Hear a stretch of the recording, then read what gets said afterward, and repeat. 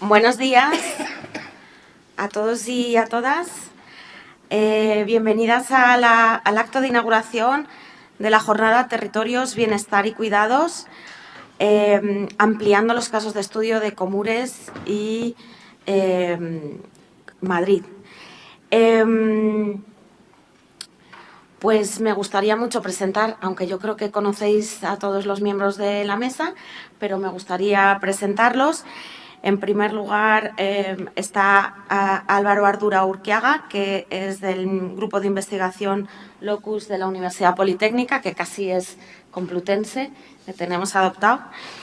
También a mi derecha Marta Domínguez, que es directora del GISMAT y miembro de Transoc y del Comité de Gestión del Proyecto Comures. A la izquierda del todo, José Santiago García, que es director de Transoc y de Gresco y miembro del Comité de Gestión de Comures.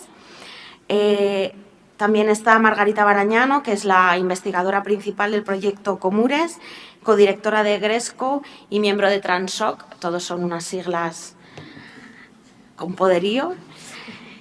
Luego a mi izquierda está la decana de la Facultad de Ciencias Políticas y Sociología de la Universidad Complutense, Esther del Campo García, y yo soy Rosa María de la Fuente Fernández, que soy vicerrectora de estudiantes circunstancialmente y profesora de esta facultad también.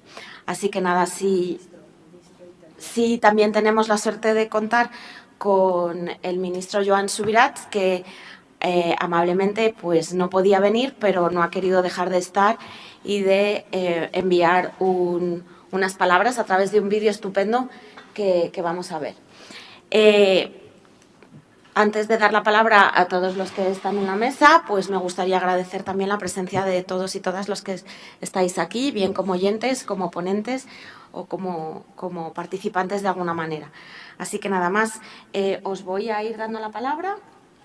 Y en primer lugar, pues le doy la palabra a Esther del Campo, la decana de la facultad. Muchísimas gracias, vicerrectora. Gracias por la invitación a Comures. Yo voy a ser muy breve. En primer lugar, darles la bienvenida sobre todo a los integrantes de Comures que no forman parte de nuestra facultad y de la Universidad Complutense de Madrid. Creo que la jornada de hoy, ¿no?, el seminario de hoy es excepcional porque plantea un tema de especial relevancia académica, pero también política, y sobre todo porque lo vincula con algo que para mí es muy relevante y en lo que yo trabajo, que es el tema territorial, es decir, el tema del territorio.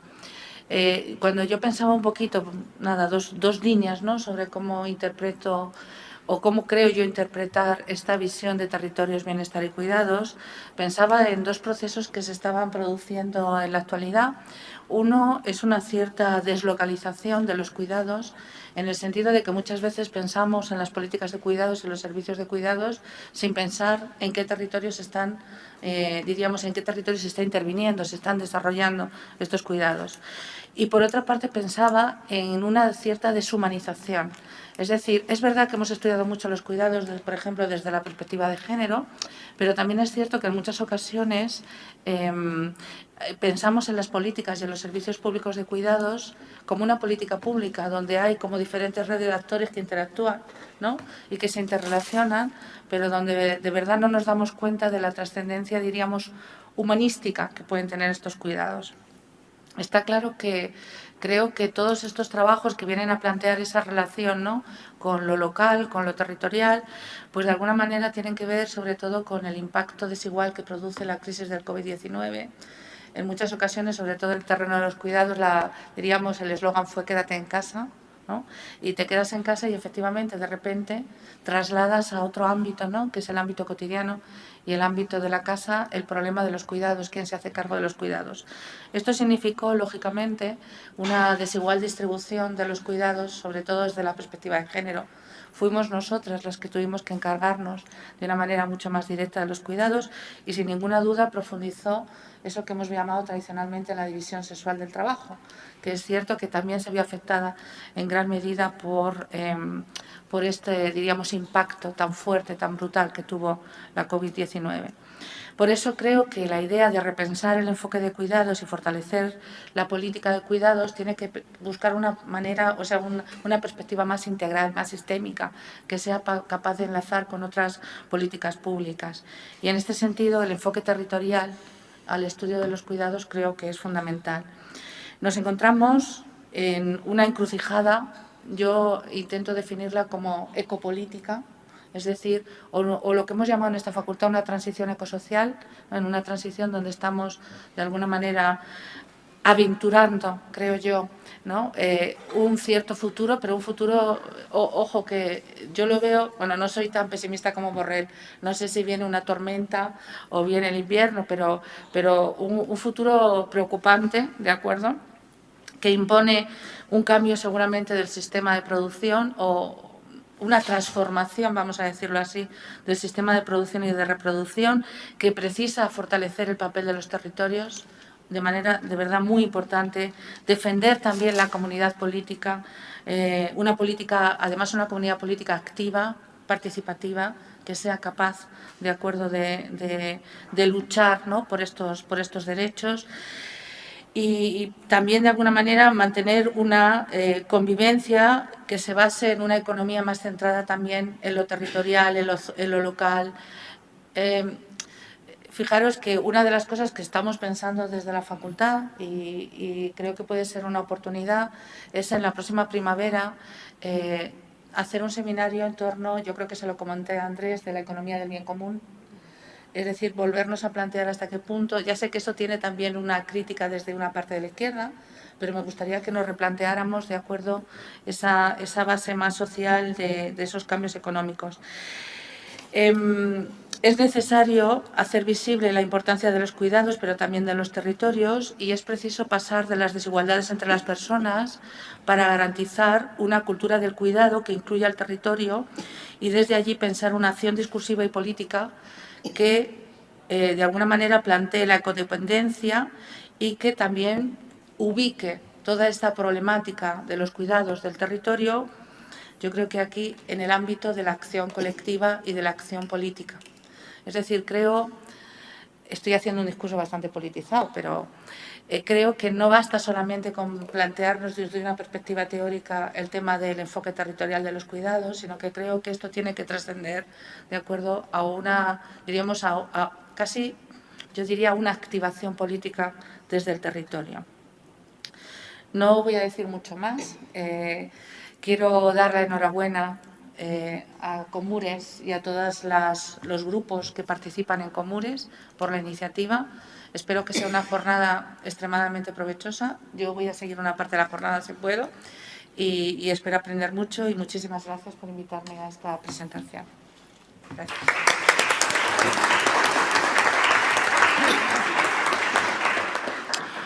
Muchas gracias, decana. Pues le damos la palabra a José Santiago García. ¿Se me oye bien? ¿Se me oye?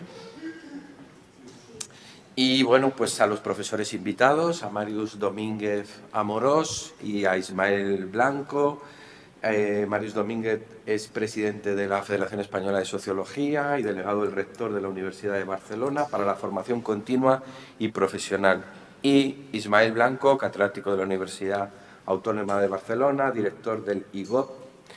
Pues os agradecemos a los dos vuestra disponibilidad y haber querido venir este día aquí.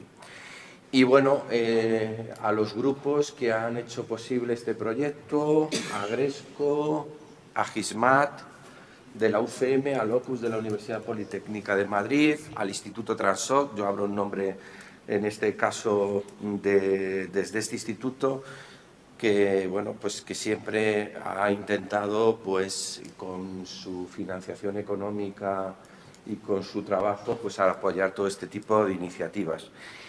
Y evidentemente a todas las personas que estáis aquí, muchas de las cuales pues sois investigadores de este proyecto, Olga Salido, Lucila Finkel, que no está, Mariana Morandi, Carlos Rivas, Carlos Echávez, Almudena del Olmo, Sara Porras, Pedro Uceda, que además nos ha hecho, no sé si está por aquí Pedro, que nos ha, perdona Pedro, que ha hecho muy gentilmente el cartel también anunciador. Quizá me olvide y no haya dicho algún nombre, disculpadme si es así. Pues nada más, Margarita, cuando quieras. ¿Ahora es Álvaro? Ahora, perdón. Así es, ahorrado el chiste. En primer lugar, simplemente marcar un poco el proyecto Comures, que ha sido financiado con el Programa de Humanidades de la Comunidad de Madrid, con una duración de 3 años, que incluyen el año del confinamiento que mencionaba la decana, con un impacto bastante notable en la investigación y en los resultados. Y con la participación de los 3 grupos que ya se han mencionado, 2 de la Complutense, Gresco y GISMAT, Gresco el que se encargaba de la coordinación y Locus de la Politécnica. Algunos me habrán oído ya decir que los de urbanismo somos el bicho raro dentro de arquitectura, que es la escuela rara dentro de la Politécnica. Entonces, muchas veces nos sentimos más cómodos con estas colaboraciones transuniversitarias y transdisciplinares. Y por lo menos para Locus ha sido un placer y una actividad de sumo interés. También quería, sobre todo, dar protagonismo a las personas investigadoras contratadas. Sara Porras está aquí, pero también tuvieron mucho protagonismo, sobre todo al principio, Paola Lenhoutz, nunca sé cómo se pronuncia, pero bueno, José Ariza y finalmente Álvaro Gallego y bastantes estudiantes en prácticas, Miriam, Javier, Carlos, Constanza. Que han realizado una labor muy relevante. También ha habido 20 investigadores asociados, algunos los ha mencionado José, y 7 entidades, entre ellas el Club de Debates Urbanos. Yo formé parte de la Junta Directiva hasta justo la incorporación al proyecto, la FRAM, Traza Territorio, Paisaje Transversal y LIMES, que son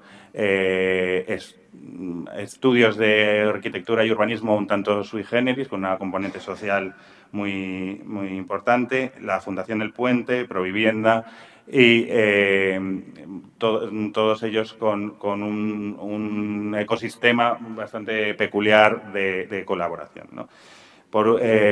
Sin más, para no extenderme, le paso la palabra a Margarita, que ha sido la coordinadora del IIP del proyecto, para que os detalle con más profundidad el planteamiento de la investigación. Muchas gracias.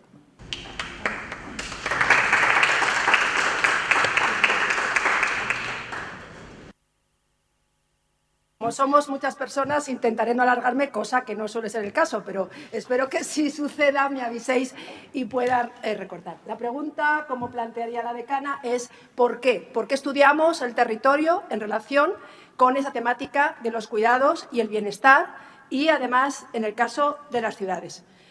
Lo hacemos desde el supuesto de que la territorialización de la vida social, que llamamos, es importante.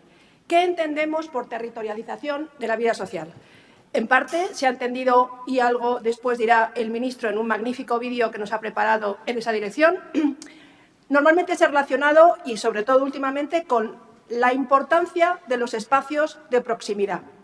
Es cierto que durante décadas el impacto de la globalización nos llevó, en general, a conceder una mayor atención a esos flujos globales que tan importantes han sido, junto con los flujos transnacionales, y de algún modo la escala de la vida cotidiana, esa escala fenomenológica en la que desarrollamos nuestra vida, hacemos nuestras rutas, desarrollamos muchas actividades, quizá quedó en un segundo plano. No es de extrañar por eso que fueran incluso, sobre todo, geógrafas o sociólogas o antropólogas feministas las primeras que, al estudiar el mundo de los cuidados, el mundo de la vida cotidiana, destacaron la importancia de ese espacio de proximidad que no había sido por entonces tan tenido en cuenta, sobre todo en un contexto, digo, donde muchas de las visiones de la globalización tendieron seguramente a poner todo el acento en esos procesos de abstracción, de desmaterialización y hasta de desterritorialización. Es decir, que el territorio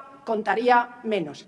Es cierto que, sin embargo, en los últimos años estamos viendo cómo asciende esa referencia a la proximidad, que incluso se convierte en un tópico importante en algunas ciudades y lleva incluso a polémicas políticas, poniendo de manifiesto la importante dimensión que tiene esta referencia al tema de las escalas, que lejos de ser inocuo, vemos cómo se convierte en muy importante. Y hay que plantearnos, ¿quieren encerrar en el espacio de la proximidad? ¿Qué va a pasar aquí? Pero quiero decir con esto que hay toda una línea que viene de atrás, que había venido poniendo de manifiesto cómo nuestra vida cotidiana, pues nos desplazamos, salimos, etcétera, pero al final buena parte del tiempo la pasamos en también un espacio relativamente concreto. Es cierto que, como hemos hecho en Comures, no podemos conformarnos con hablar de la proximidad como si fuera un territorio concreto, inamovible, inalterable, equiparable a lo que podían ser las proximidades hace 100 años o 50 o 60. Obviamente eso no es así,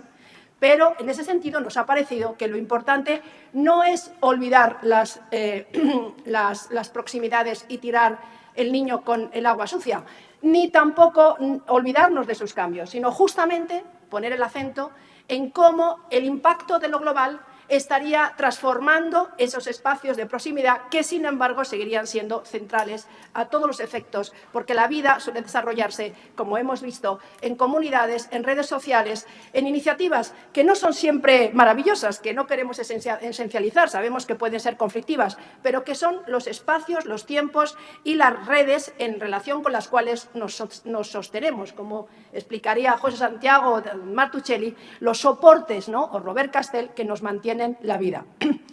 Entonces, hablaríamos de territorialización para referirnos, en primer lugar, a esos espacios de proximidad y su protagonismo, pero también hemos querido estudiar cuál es el peso que al respecto pueden tener las permanencias residenciales, es decir, ese hecho tan característico, al menos de la Europa del Sur y, desde luego, muy notablemente de los barrios vulnerables en los que hemos concentrado la atención, donde entendemos que ese carácter de soporte del territorio pueda ser aún más importante, esa es nuestra hipótesis, y vemos cómo toda una serie de aspectos que tienen que ver, lo mire ahí, con el régimen de bienestar, un régimen muy basado en las redes sociales, en la familia, etcétera. No lo hemos inventado ahora, esto ya es dicho de atrás.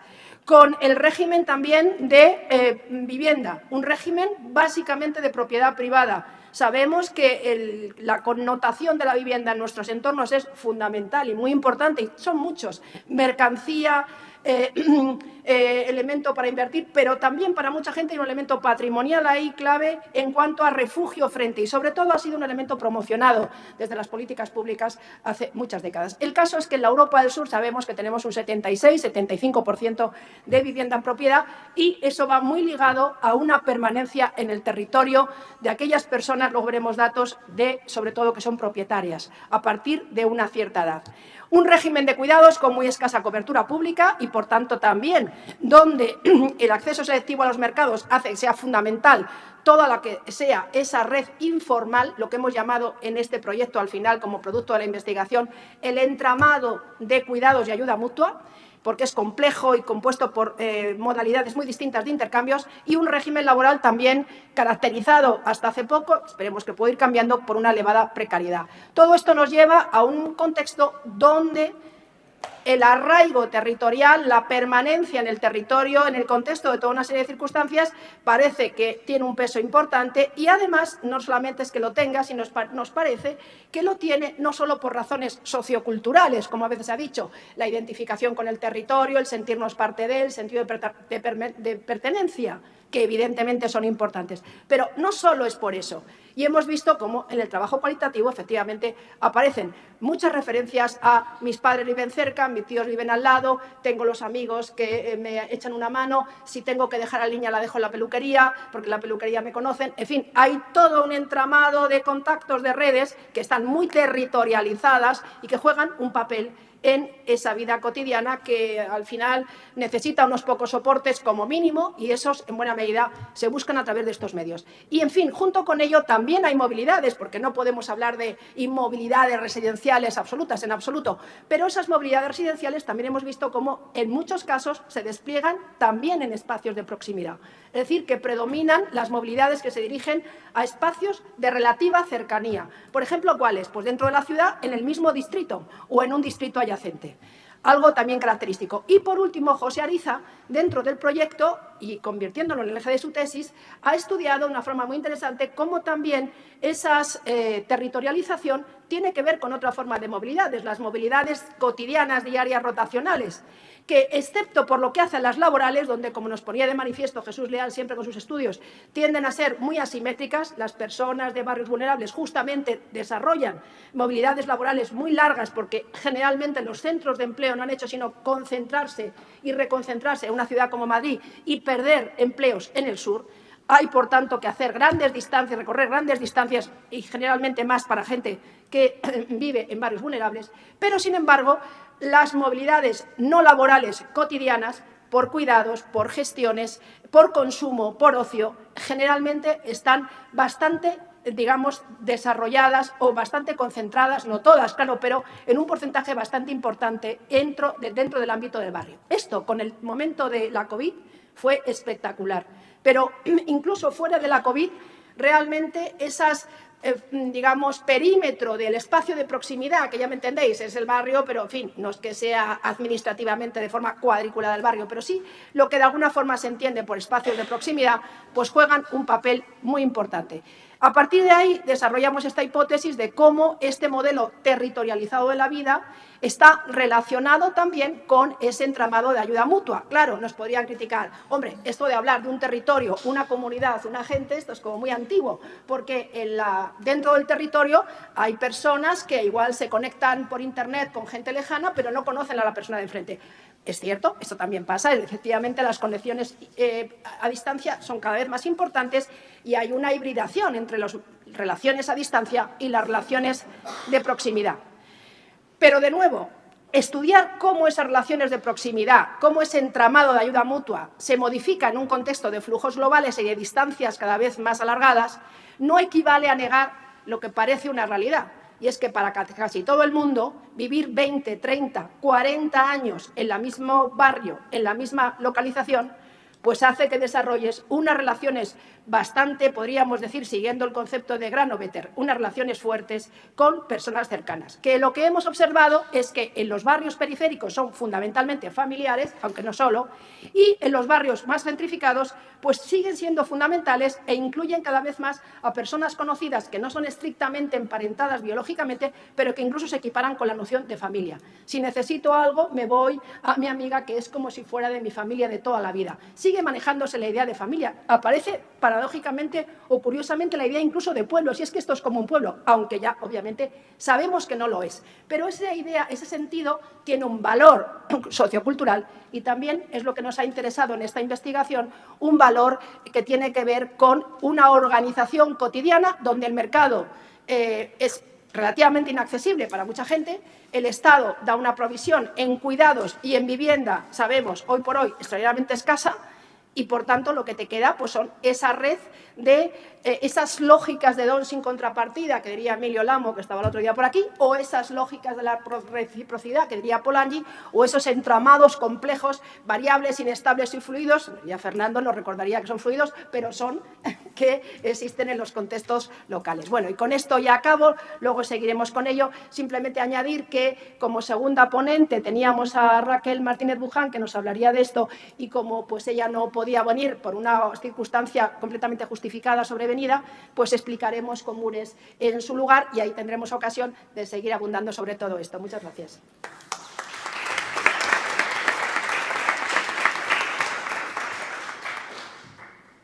Marta, por favor. Sí, pues, muy buenos días y muchas gracias por contar conmigo para esta mesa tan relevante para los temas que vamos a tratar. Y nada, yo quería simplemente abrir boca con una serie de preguntas que nos podemos plantear para dar respuesta durante toda la jornada. y que son, en síntesis, las que nos han orientado en la investigación y las que creo que podíais intentar dar respuesta durante la mañana. Sabiendo que tenemos un 26% de riesgo de pobreza en España, ¿no?, y que en algunos territorios es mucho más acusado, como es el caso de la Comunidad de Madrid con las desigualdades norte-sur, noroeste, ¿qué es lo que explica que no hayan saltado las alarmas más de lo que deberían haber saltado? Entonces, ¿cómo sobrevive la gente en estos territorios? ¿Qué características tiene la sociedad española que la hacen diferente de las nórdicas y las de las anglosajonas? ¿Y qué estructura todos estos grupos? ¿Qué pasa en los barrios, en lo cotidiano, en lo local, para que la situación no estalle, ¿no? Es tan importante la dimensión barrial y por qué es importante, que sería una de las preguntas clave que nos hemos planteado. ¿Qué consecuencias tiene la mayor movilidad de la población en ellas? ¿Por qué es importante la estabilidad? ¿Qué relación tiene con la vivienda y con todos los engranajes en el territorio de la población? Entonces, todas estas preguntas son lo que nos planteábamos al principio de la investigación y los que hemos intentado resolver. Y son las que os brindo como preguntas posibles para responder en la mañana de hoy. Y nada más, porque ya empezamos ya con las intervenciones casi, después de Rosa. Muchas gracias. Muy bien.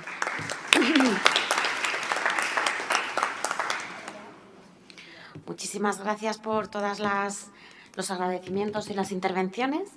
Y ahora es para mí un placer pues presentar el vídeo del ministro de Universidades, que para nosotros pues es un colega más. Saludar ante todo a Margarita Barañano, a José Santiago García y a Marta Domínguez como organizadores de esta jornada sobre territorios, bienestar y cuidados, en la que lamentablemente no puedo estar presente como hubiera sido mi deseo, ¿no? En este mismo momento en que os estoy hablando en este formato, digamos, enlatado, estoy inaugurando unas jornadas en Sevilla sobre el programa Erasmus Plus en el marco de la presidencia española de la Unión Europea, y por lo tanto pues me ha sido imposible estar aquí con todos vosotros y vosotras.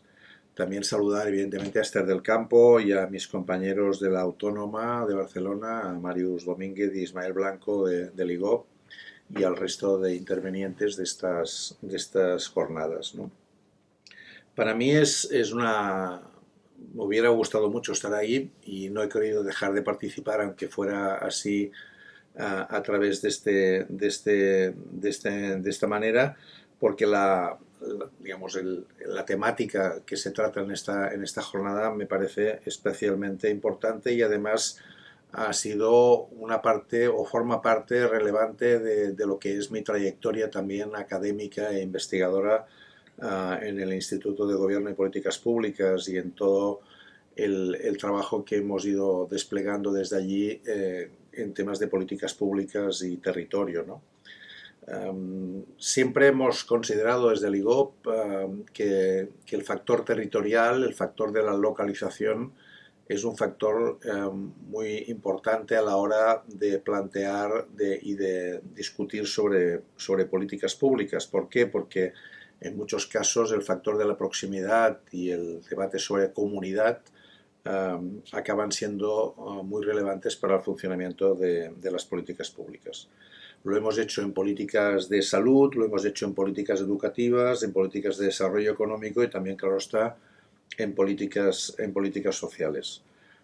Seguro que hoy mismo Ismael Blanco lo pondrá de relieve, porque últimamente pues, ha estado trabajando él con Ricard Gomà y con Oriol Nel·lo precisamente en este tipo de análisis sobre el factor territorial a la hora de explicar temas de inclusión, de desigualdad, etc.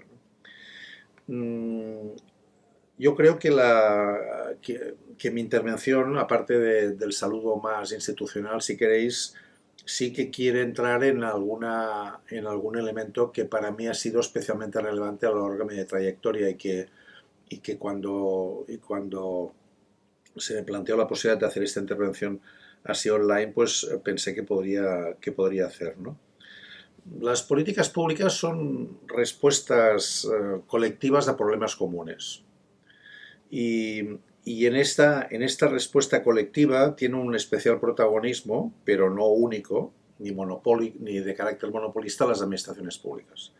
Y este creo que es un factor que siempre acaba teniendo mucha relevancia a la hora de analizar el funcionamiento de las políticas públicas. ¿Por qué? Porque las administraciones públicas tienen tendencia a jugar con dos criterios básicos, que son el de la jerarquía y el de la competencia. Son dos criterios que, si los unimos al que es también específico del funcionamiento de las administraciones públicas, que es el uso de las normas, de la ley, acaba, digamos, estructurando a las políticas públicas de una manera que aparentemente las hace insensibles al factor precisamente que aquí quiere analizarse, que es el factor de la proximidad y de la comunidad en un tema tan relevante como los cuidados, por ejemplo, ¿no? Expliquemos un poco esto. La tendencia de la norma es a trabajar con un cierto criterio de homogeneidad, ¿no? Hay una frase que siempre utilizo del catedrático de Derecho Administrativo Garrido Falla, porque estudié hace muchos años su manual de Derecho Administrativo, que siempre he recordado, ¿no? Y creo que es especialmente relevante en esto que estoy comentando. Dice, la administración pública trabaja con eficacia indiferente, ¿no? Esta idea de que la administración pública trabaja con eficacia indiferente quiere decir que no puede o no debería quedar afectada por lo circunstancial, por lo personal, por lo específico, ¿no? Hay otra frase de García de Enterrilla, otro catedrático de Derecho Administrativo muy famoso, que decía la discrecionalidad es el caballo de Troya del Estado de Derecho. Claro, cuando hablamos de proximidad, cuando hablamos de territorio, cuando hablamos de especificidad, cuando hablamos de cuidados, difícilmente podemos hablar de eficacia indiferente. Y difícilmente podemos poner el énfasis en la homogeneidad cuando lo que precisamente deberíamos poner el énfasis es en la diversidad, en lo específico, ¿no? Claro, si además a eso le añadimos la idea de jerarquía y de competencia, ¿no? La idea de jerarquía, que también es algo típico de la administración pública, trabaja con la idea de que cuanto más alejado estás de lo específico, más puedes defender los intereses generales y menos estás afectado por los intereses particulares. Por lo tanto, las administraciones públicas funcionan con jerarquía, de tal manera que las más alejadas del sitio donde se implementan las políticas son las que tienen más poder, y las más cercanas al sitio donde se implementan las políticas son las que tienen menos poder, precisamente para intentar evitar esa contaminación de la cercanía en relación a los intereses generales. Ese es un factor también distorsionante en lo que estamos comentando, ¿no? Que es decir, el grado de afinar las políticas públicas en relación a quién van destinadas, el factor proximidad es muy significativo. Y luego está el factor competencial. Digamos, la administración funciona a través de un mecanismo de distribución de competencias. Aquella frase que también no me resisto a comentar, que decía la sociedad tiene problemas, la universidad departamentos, pues podemos decir aquí lo mismo, la sociedad tiene problemas, la administración competencias. Es decir, normalmente cuando más trabajas cercano a los problemas, más ves la mezcla de competencias, ¿no? Es difícil que haya solamente un problema de desigualdad educativa, sino va vinculado también a un problema de desigualdad social, sino va vinculado a un problema de infravivienda, sino va vinculado al problema de que vivies en un barrio con especiales características que hace que sea eso más grave. Es decir, la mezcla de problemas son los que acaban definiendo situaciones de desigualdad, situaciones de exclusión, etc., ¿no? Y ahí el factor proximidad es un factor que permite trabajar de manera integral o transversal ese problema, y el factor de la distancia precisamente te lo aleja, digamos, ¿no? Es decir, yo me acuerdo perfectamente haber trabajado en alguno de los distritos de Barcelona, algún barrio de Barcelona, donde hablabas con las digamos, trabajadoras sociales de Cáritas, Cruz Roja y del Ayuntamiento, y con la trabajadora social de la Generalitat, y esas trabajadoras sociales, todas mujeres, se coordinaban perfectamente y se pasaban casos y se ayudaban unas con otras. Y ellas mismas le decían, es inimaginable que haya una reunión de la teniente de alcalde dedicada a políticas sociales, de la consejera de políticas sociales, de la presidenta de Cruz Roja y de la presidenta de Cáritas para discutir cómo coordinadamente hacen esas políticas. Y en cambio, desde la cercanía, eso era el pan nuestro de cada día, porque había trabajadoras sociales que tenían unos recursos y tenían unas posibilidades que otras no tenían y lo compartían constantemente. La proximidad y la significación de lo específico acababa venciendo las situaciones de distribución competencial y de jerarquía que difícilmente podían resolverse si no se trabajaba por arriba. Por abajo era mucho más fácil, ¿no? Bien, yo creo que eso nos indica, digamos, algo que los que estáis en las jornadas compartís, que es la significación de la proximidad como un factor central en la eficacia y eficiencia, si queremos utilizar estos términos, de las políticas públicas. Por lo tanto, el factor de escala es un tema muy significativo a la hora de hablar de políticas públicas y más en relación al tema de cuidados. El factor de escala, el factor de espacio, es decir, la idea de que las personas comparten un espacio y se identifican con ese espacio, les genera una identidad de barrio, una identidad de pueblo, una identidad que permite de alguna manera construir una idea de comunidad y de abordar conjuntamente problemas compartidos. Bien, este es un factor que quería comentar. El factor también significativo, pienso yo, es el cómo podemos reforzar esa idea de la proximidad con la idea de comunidad, ¿no? En muchos casos, el factor también para conseguir realmente políticas públicas que funcionen, hemos de imaginar que no solamente depende de la voluntad de las administraciones públicas, sino de que haya protagonistas desde la cercanía que hagan suya esa política y se impliquen en el desarrollo de esa política. Y es el factor de comunidad. Es un factor central. Podríamos hablar de procesos de participación, de empoderamiento, etcétera, etcétera, ¿no? Me acuerdo muy bien de un ejemplo, ¿no? Que viví en su momento, ¿no? De un instituto de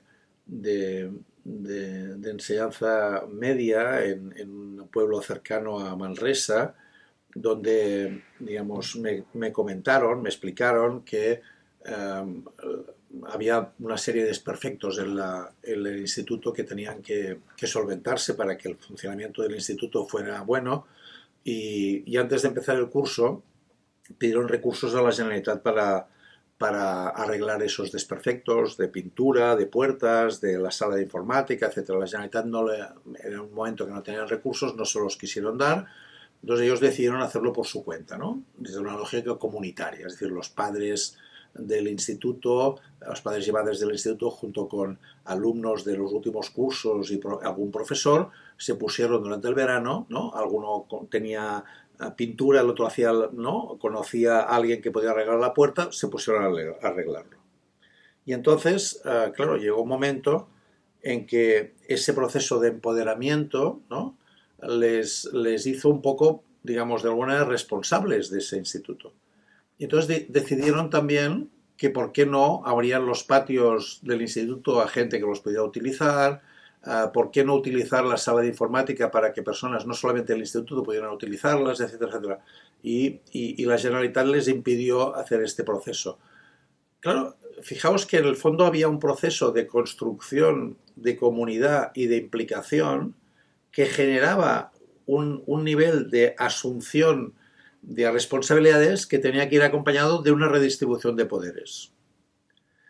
Quería acabar con esta parte, es decir, cuanto más hablemos de comunidad, cuanto más hablemos de proximidad, cuanto más hablemos de implicación social en las políticas públicas, más tenemos que pensar que esto no puede ser un factor estrictamente instrumental, sino que tiene que ver también un proceso de redistribución de poderes, de asunción de poderes por parte de esa comunidad y, por lo tanto, de compartir responsabilidades desde una lógica de lo público que no confunda lo público con lo institucional, ¿no? Yo creo que esos son algunos de los elementos que hubiera querido compartir con vosotros, de poder haber estado allí en la Complutense hoy con vosotros en estas jornadas, y que al menos me he quedado tranquilo de poderlas compartir con vosotros a través de este mecanismo. Espero que haya servido para algo y mucha suerte en el desarrollo de esta jornada. Muchas gracias. Siempre es un placer escuchar a Joan Subirats. Bueno, yo tampoco me resisto a hablar 2 minutos, pero yo sé que no debo. Pero bueno, dos ideas. Fundamentalmente creo que lo que me gustaría subrayar es la importancia de las redes de investigación. Bueno, está Isma, que es amigo y con el que hemos trabajado muchísimo, precisamente también en equipos con Joan. Marta y Margarita, que son compañeras con las que trabajamos cotidianamente. Álvaro, Esther también hemos trabajado, con José no, pero porque no ha dado la casualidad. Andrés Walliser, por supuesto.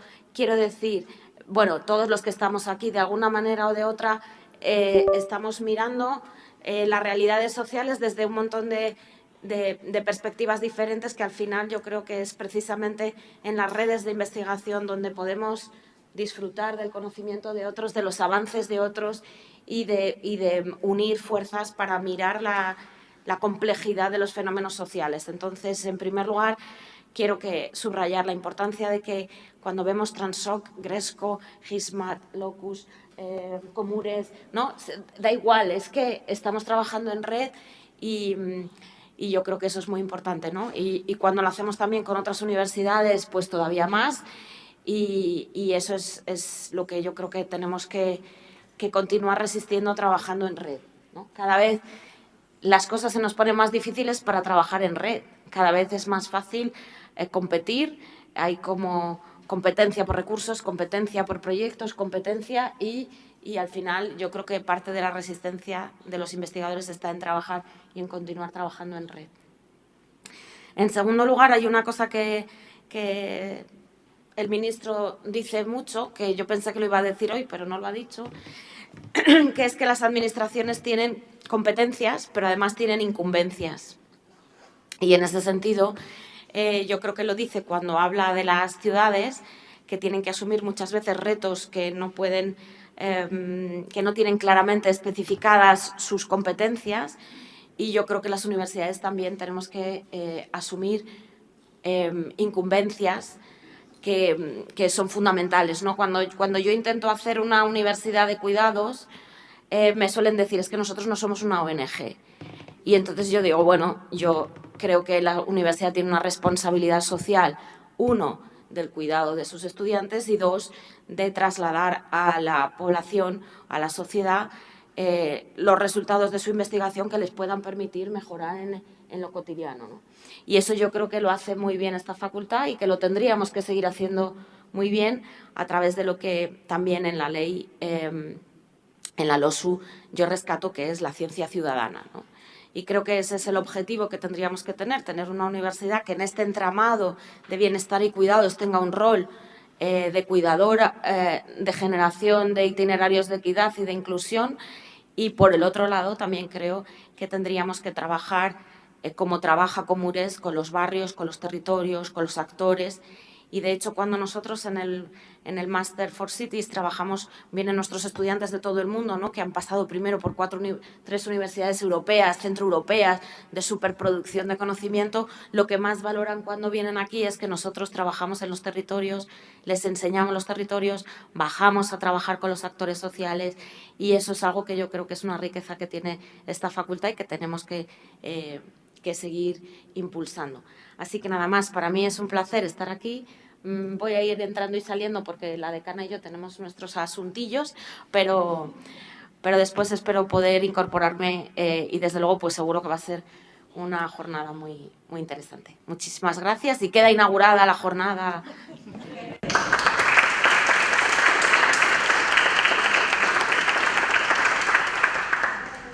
Bueno, sin más, como hemos comenzado el acto de inauguración más tarde por el atasco matinal debido a las lluvias que vienen por primera vez desde hace tanto tiempo, pues continuamos entonces la siguiente y primera sesión. Esta primera sesión sobre la dimensión local de los cuidados y el bienestar correrá a cargo, como se ha dicho, del profesor Màrius Domínguez Amorós, presidente de la Federación Española de Sociología de la FES y delegado del rector para la formación continua y profesional de la Universidad de Barcelona. Antes ha sido director de la Escuela de Doctorado de esta misma Universidad de Barcelona y vicepresidente de la Asociación Catalana de Sociología. El profesor Màrius Domínguez es, además, profesor titular del Departamento de Sociología de esta universidad, miembro del Grupo Interuniversitario Cópolis, Bienestar, Comunidad y Control Social.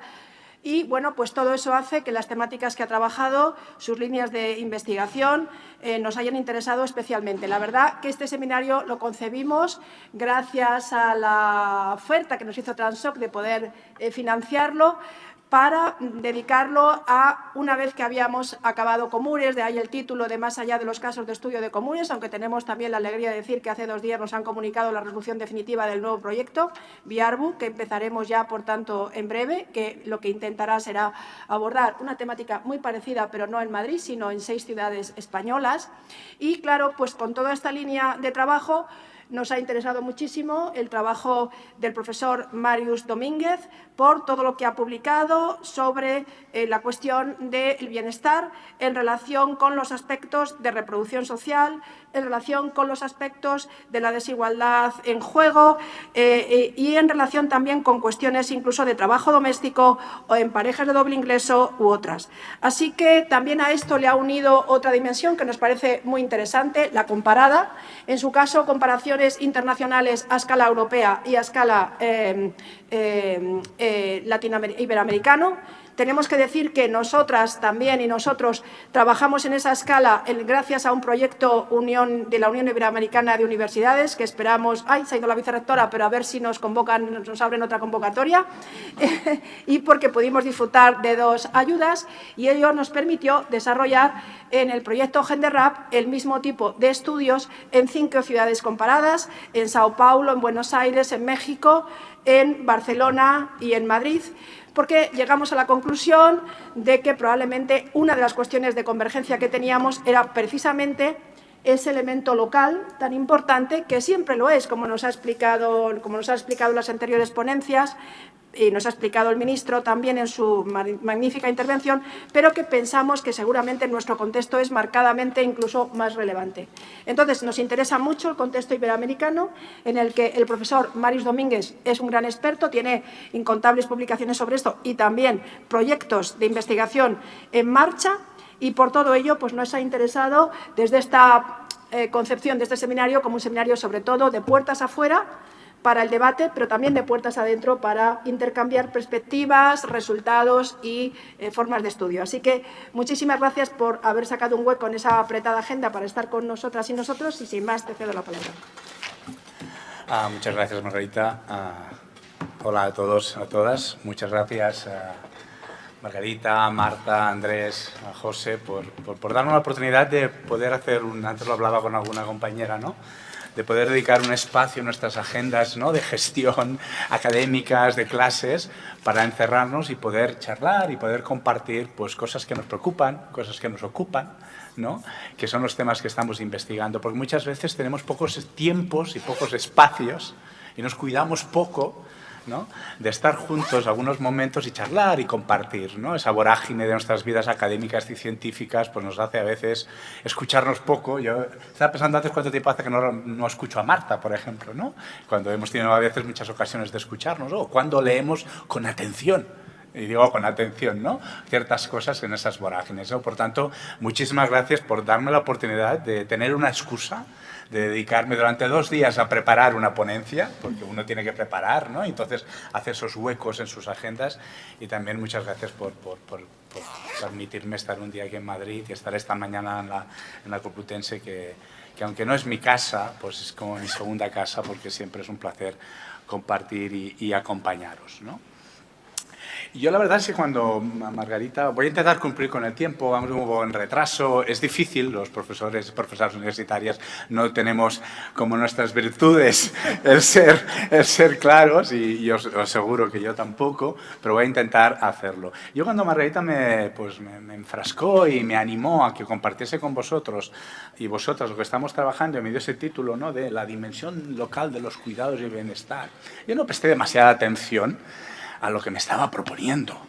Y yo lo que me estaba proponiendo era una encerrona bastante importante. Porque hablar de cuidados y bienestar podemos hablar y tenemos mucha investigación y hay mucha literatura detrás de ello, pero cuando hablamos de dimensión local, la verdad es que tenemos que reflexionar mucho sobre ello.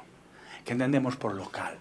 Fijaros que solo en la presentación yo me he ido anotando. Hemos hablado de local, hemos hablado de comunidad, de comunitario, hemos hablado de territorio, hemos hablado de cercanía. Fijaros la polisemia de los conceptos y de los términos que hablamos cuando hablamos de algo que todos tenemos muy claro qué significa. Pero sabéis que conceptualmente, perspectiva teórica, eso es importante, ¿no?, clarificarlo. Y por tanto, eso que voy a intentar hacer con vosotros y vosotras. Será una ponencia más conceptual, de perspectiva, no tanto de resultados. Yo básicamente ahora los proyectos de investigación, lo veis aquí, ¿no? Tenemos un proyecto de investigación, ¿no?, de la Agencia Estatal de Investigación, titulado, yo soy el investigador principal, la reorganización social del cuidado en pandemia, bienestar, comunidad y género. Este es el proyecto que estamos realizando.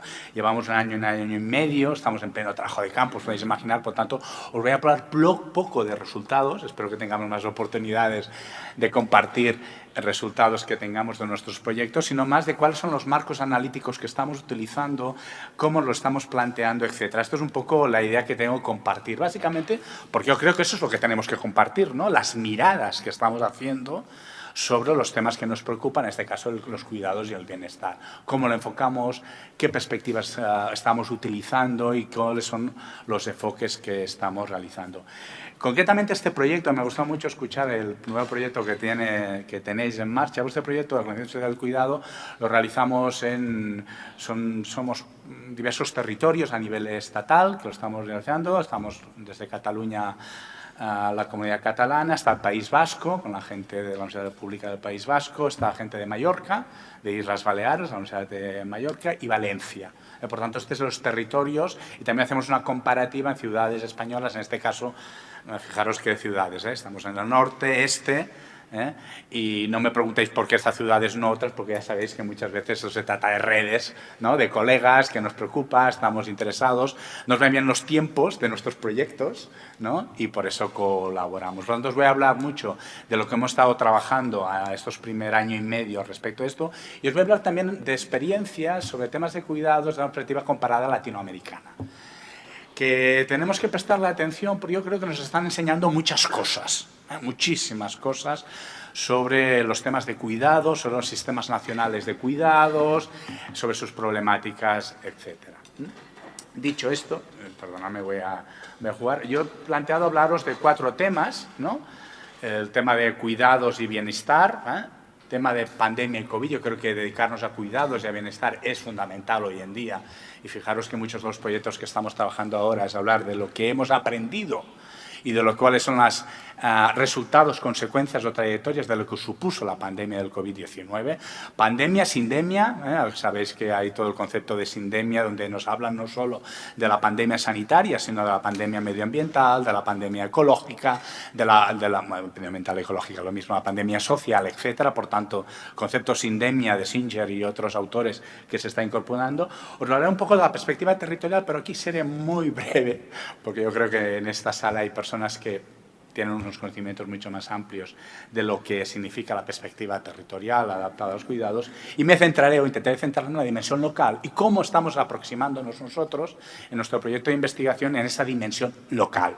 Porque uno de los objetivos que tenemos en nuestro proyecto de investigación, que os estaba hablando, estamos realizando ahora, es intentar analizar y profundizar en lo que son las experiencias locales de servicios comunitarios, de servicios de cercanía, de autoayuda, esa polisemia de conceptos que después hablaré que estamos utilizando en lo que ha supuesto la pandemia del COVID y las consecuencias posteriores. Empezaré hablando un poco de cuidados y bienestar, e intentaré ir rápido, pero es fundamental que todos, iba a decir que todas y todas compartamos unos marcos analíticos, pero no se trata de que compartamos ni mucho menos marcos analíticos, sí, pero que nos situemos. Y yo creo que es importante que tengamos claros desde qué óptica y desde qué situación estamos planteando en mi equipo de investigación el tema de los cuidados y el bienestar. Ha sido una pena que no esté nuestra compañera después, que ya había titulado su ponencia sobre mercados, en plural, mercados, comunidades y familia, ¿de acuerdo? Porque eso es lo que llamamos, ¿no?, el diamante de Razavi, ¿no?, de las instituciones de bienestar y esa reorganización social del cuidado, ¿de acuerdo? Y yo me voy a hablar un poco de ello, ¿no? Básicamente la idea fundamental, y aquí sí que para situarme cuál es la óptica que yo lo estoy enfocando, es esa feminización, invisibilización y desvalorización de todas esas actividades desarrolladas fundamentalmente en lo que entendemos por cuidados en el espacio doméstico y comunitario, hablando de la invisibilidad histórica de los cuidados en esos conceptos, en esos espacios de desigualdad estructural, su valor social central, que no voy a entrar a detallarlos cada uno de ellos, pero sí que en aquellas diversidad de las características y necesidades de las personas que cuidan o son cuidadas, ¿no? Y, por tanto, ese doble enfoque de quién recibe y quién da a los cuidados. Porque, como nos decía Butler, ¿no?, Judith Butler, las vidas son precarias y si no se cuidan se pierden. Y las mujeres se vuelven, ¿no?, ese concepto de las malabaristas de la vida, ¿no?, entrenadas malabaristas de la vida social, que les implica sostener empleo, cuidados y muchas veces, y no solo muchas veces, creo que anteriormente ya se ha dicho, las grandes protagonistas del trabajo comunitario. Porque cuando hablamos de trabajo comunitario, fundamentalmente estamos hablando de trabajo voluntario femenino o comunitario femenino, que tendríamos que empezar a darle un cambio de eslogan o de concepto al respecto de esto. Dicho esto, el concepto que nos sitúo yo, ¿por qué estoy trabajando temas de cuidados? Muchas veces, creo que en estos foros no es necesario, muchas veces en otros foros sí que uno tiene que aproximarse de por qué se está trabajando una temática concreta. Todos somos hijos e hijas de unas trayectorias académicas e investigadoras. En mi caso, empecé trabajando temas de tiempos y trabajos, sociología del trabajo, por tanto, estructura social, sociología del trabajo, esa fue mi tradición, y además siempre una corriente neomarxista. Ese fue mi primer contacto, pero hablar de tiempos, trabajos, pues inevitablemente te implica hablar de trabajo doméstico, lo que se llamó en primer lugar trabajo doméstico, trabajo no remunerado, trabajo doméstico familiar, ¿no? Hubo todo un discurrir terminológico y conceptual en la literatura sobre lo que llamamos el trabajo de la reproducción, y hoy en día ya el concepto que se ha impuesto, el concepto utilizado, abandonando otros, es el trabajo de cuidados. Por tanto, ese ha sido mi discurrir en el análisis del trabajo de cuidados. Y como aquí os pongo la definición de Fisher y Tronto, ¿no?, una de las grandes autoras de cuidados, pues entendemos los cuidados como aquella actividad genérica que comprende todo lo que hacemos con toda esa amplitud, que es una de las dificultades que tiene cuando abarcamos el concepto de cuidados para mantener, perpetuar y reparar nuestro mundo, ¿no? La típica filosofía o definición de Tronto, ¿no?, para vivir en él lo mejor posible, ¿no? Comprende nuestros cuerpos, a nosotras mismas, nuestro entorno, sus dimensiones públicas, económicas, sociales y normativas, ¿no? Como decía Battiani, ¿no?, son todas aquellas actividades, tareas, trabajos, ¿no?, podemos llamarlo como queráis, que están orientadas a la reproducción y al sostenimiento de la vida humana. Y hoy en día es otro de los conceptos fundamentales que en la literatura se está utilizando, sostenimiento de la vida en sus múltiples dimensiones afectivas, materiales, cognitivas, emocionales y simbólicas. Y eso nos lleva a ese objetivo, yo creo que es un concepto que también ha aparecido en la propia presentación del entramado. Después hablaré un poco de esto también, ¿no? Ese entramado de relaciones de interdependientes, presuponiendo que todas las personas necesitamos cuidados a lo largo de nuestra vida, aunque en distintos momentos, de forma distinta, de intensidad diferente, y que todos y todas en nuestro momento cuidaremos y seremos cuidadas en alguna etapa de nuestra vida, ¿no? Y, lógicamente, con los procesos de desigualdad que todo este concepto, este trabajo, que antes hablábamos de invisibilizado, feminizado, etcétera, suponen la distribución, ¿no?, que participan familia, comunidad, Estado y mercado, ese típico diamante o la tríada de responsabilidades de cuidado, como a las posibilidades de acceso. ¿De acuerdo? Esto es un poco el gran marco, no me detallo. Yo creo que Raquel, si hubiera estado aquí con nosotros, hubiera seguido todo ese discurrir. Hay mucha literatura sobre esto, hay mucha publicación. Estoy convencido de que muchos y muchas de vosotros ya conocen todas estas aportaciones, ¿de acuerdo? Sí que es cierto, es que en los últimos años, cuando uno habla de últimos años ya nunca sabe a qué últimos nos referimos, pero sí que desde principios de los años 2010, más o menos, en España y en nuestros entornos se considera una visión asistencialista y subsidiaria de los cuidados, por tanto, esa es la visión que existe, visión familiarista, donde es la familia la gran responsable aún de la respuesta a las necesidades de cuidado, donde desde este interno son las mujeres las que están ocupando esas posiciones de cuidados, ¿de acuerdo? Y, por tanto, con unas estrategias de mercantilización, y veremos cuáles son los elementos fundamentales hoy en día cuando hablamos del trabajo de cuidados, de mercantilización y de externalización, individualista, pero pensada desde y para la familia. Por tanto, continuamos acentuando esas visiones familistas del trabajo de cuidados. Y, cómo no, yo os he resumido en ese título, ¿no?, de no estratificación, desigualdad y discriminación, las características fundamentales de nuestro trabajo de cuidados, ¿no? Lo externalizamos con mujeres inmigrantes, con esa etnoestratificación, eso en América Latina, ¿no? Y cuando hablamos de las cadenas globales de cuidados, etcétera, etcétera, son muy claros al respecto y grandes procesos de desigualdad y discriminación. Y hoy en día uno de los conceptos, disculpadme lo de hoy en día, pero sí que en la literatura actualmente hablar de cuidados es hablar de uno de los términos fundamentales, que es la crisis de los cuidados, ¿no?, que es el gran término y concepto que se está actualizando, donde lo que se plantea es que los cuidados se tienen que ubicar en el centro de todos aquellos debates y análisis sobre los propios regímenes o géneros, regímenes de bienestar. O entender hoy en día un régimen de bienestar es entenderlo desde la óptica de los cuidados, porque nos permite entender en cómo se debe satisfacer la relación entre el Estado, el mercado, la familia, el tercer sector y la comunidad. Fijaros, aquí ya soy un poco polisémico, ya me podéis empezar a criticar de qué estoy hablando, porque en la literatura se habla de tercer sector, comunidad y o redes barriales, que es uno de los conceptos que se están introduciendo en los últimos años, ¿no? A menudo englobada todo ello en lo que le llaman el tercer sector, ¿no?, como proveedor de bienestar, esa comunidad que después hablaré cómo lo estamos amplificando, ¿no? Y para terminar en ello, las crisis económicas, situámonos a partir del 2008, ¿no?, 2009, la gran crisis económica, donde además hubo una generalización de los programas de austeridad económica. Eso impactó fuertemente en todas las políticas públicas, en los programas de cuidados, y en ese punto apareció todos esos procesos de reorganización del cuidado, del trabajo de cuidados, ¿de acuerdo? Esa recomposición de las relaciones entre esas instituciones que dan y proveen cuidados.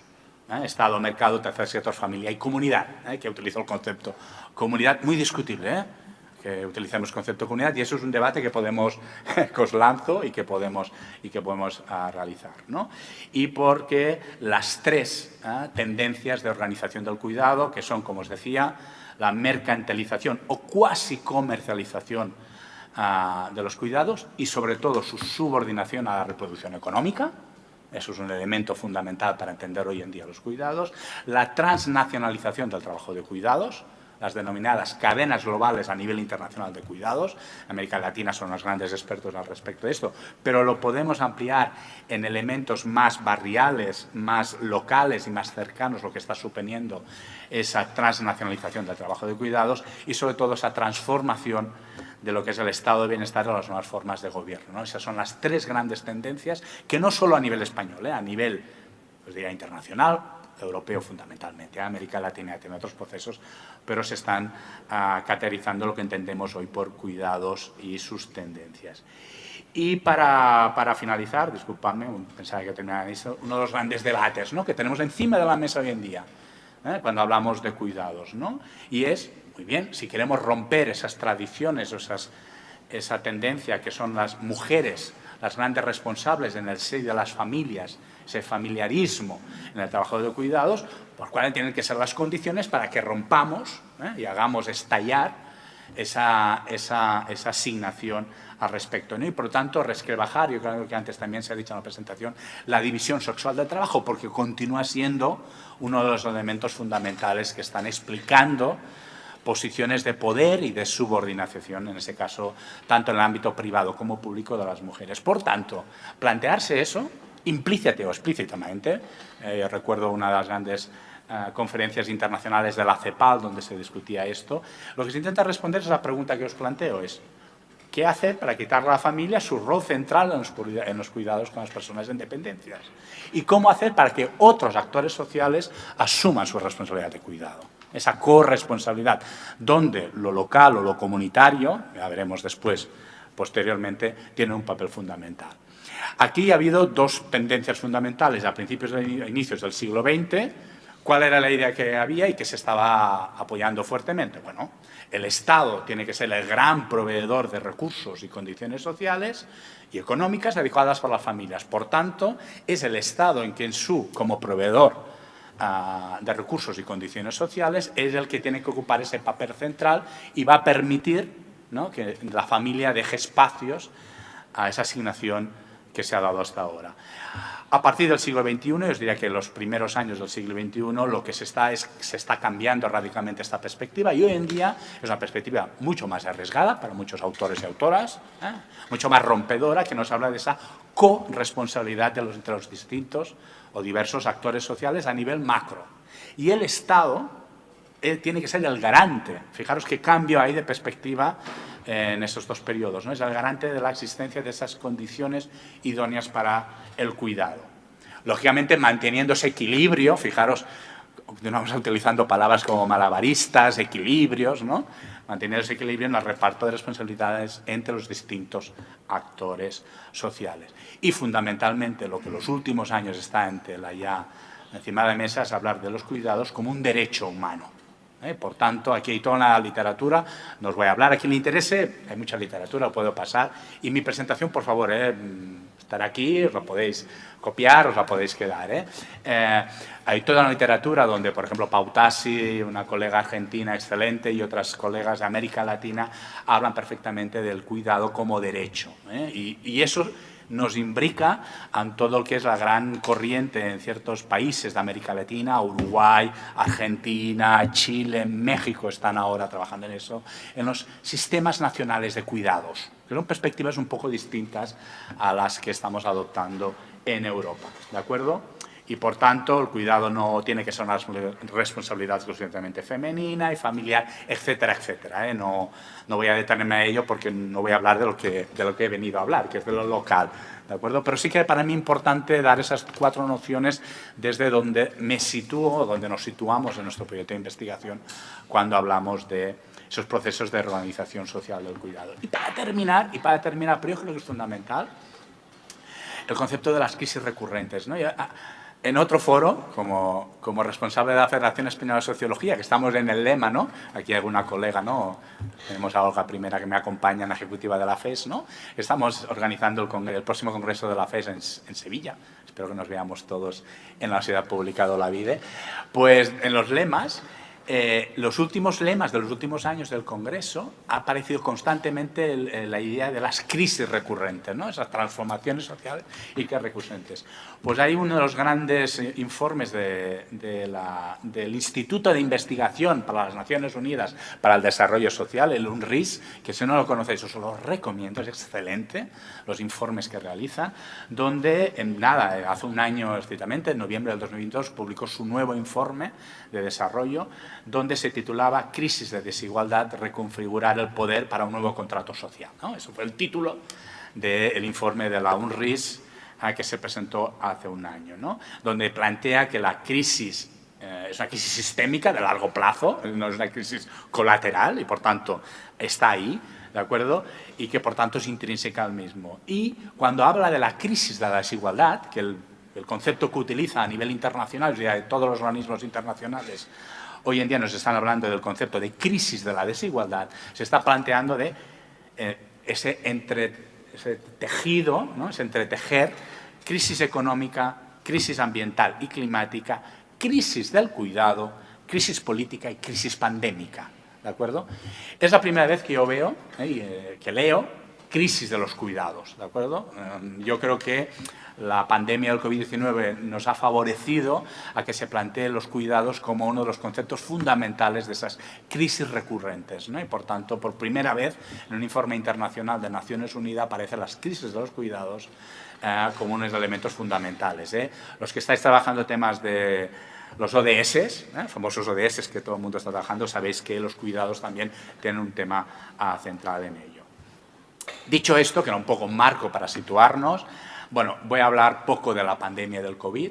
Nuestro trabajo de investigación, este proyecto que os decía, que llevamos el primer año y medio, lo que pretende, tiene como objetivo es analizar qué supuso, cuál fue la recomposición de la organización social de los cuidados post-pandemia, porque nuestra hipótesis es que hemos vuelto, ¿no? Si recordamos una de las típicas, disculpadme de típicas, ¿no? Pero conocidas frases, ¿no? De María Ángeles Durán, ¿no? Puertas adentro, pues se está recomponiendo, se está volviendo a un repuertas adentro, ¿no? Y la pandemia ha hecho que unas consecuencias que se están quedando de un recrudecimiento de la visión familista de los cuidados. Por tanto, esos ciertos procesos de externacionalización pues, han finalizado y hemos vuelto a ello, ¿no?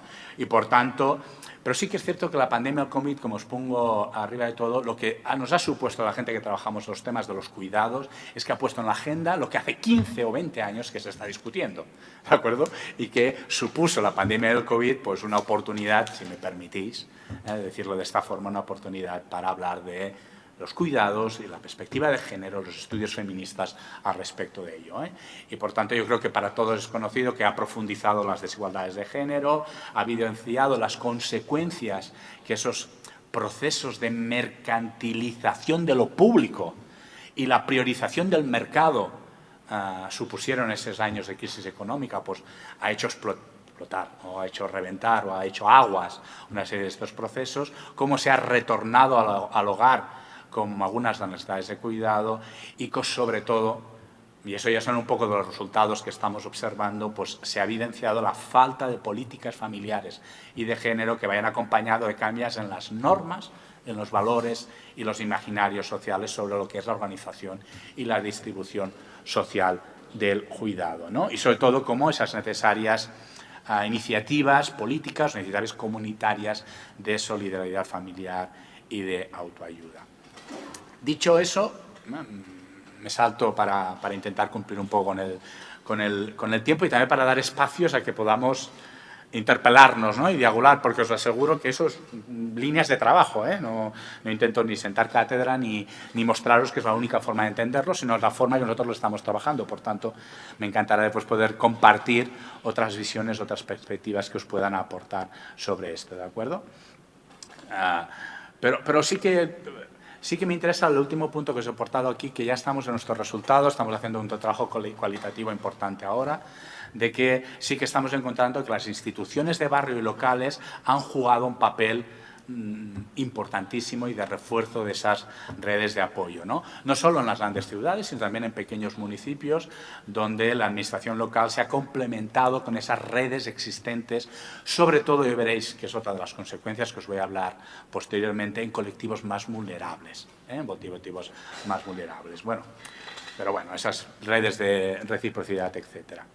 La perspectiva territorial. Bueno, no voy a hablar demasiado, me lo voy a saltar esto. Eso creo que es una filmina que había hecho, pero yo creo que es inevitable, no en este foro, donde el propio título de lo que nos junta hoy en día en discusión tiene como título el territorio, pero sí cuando muchas veces estamos en otros foros hablando de cuidados, ¿no? Está claro que la relación entre crisis, cuidado y territorio, y cuando hablamos de territorio, me permitiréis, territorio físico, territorio social, que he visto que no me aparece social aquí, territorio social y territorio simbólico, Por tanto, cuando hablo de territorio, amplío perfectamente en esa polisemia, ¿no? Y sus interacciones mutuas sobre la desigualdad de género. Por tanto, es fundamental esa perspectiva territorial, ¿no? Fundamentalmente, 3 han sido los niveles que se han utilizado cuando se habla de esa relación entre territorio, cuidados y crisis, aunque Son las clásicas, ¿eh? Eso no significa que sean las únicas y las podemos discutir mucho más, ¿no? Pero sí que es cierto que un primer eje de la perspectiva territorial es cuando hablamos de las desigualdades de género que se materializan de manera diferencial según las características de relación con respecto al territorio. Esa sería un poco la perspectiva más clásica, porque el trabajo de cuidado se lleva a cabo, como os he dicho anteriormente, en contextos espaciales, sociales y geográficos muy claros, muy concretos, muy a veces disímiles y que inciden significativamente en su carga y distribución en el trabajo de cuidados, ¿no? Y por tanto, esa ha sido un poco la perspectiva de adopción de la perspectiva territorial. Aquí la geografía feminista, no soy un gran experto, hay otras personas que son mucho más que yo, pero lo han trabajado muy fuertemente. El segundo nivel o eje que se ha trabajado la perspectiva territorial, los que hablábamos anteriormente, ¿no? De que cómo todo ello se plasma o se visualiza en fenómenos como los desplazamientos y las migraciones de mujeres.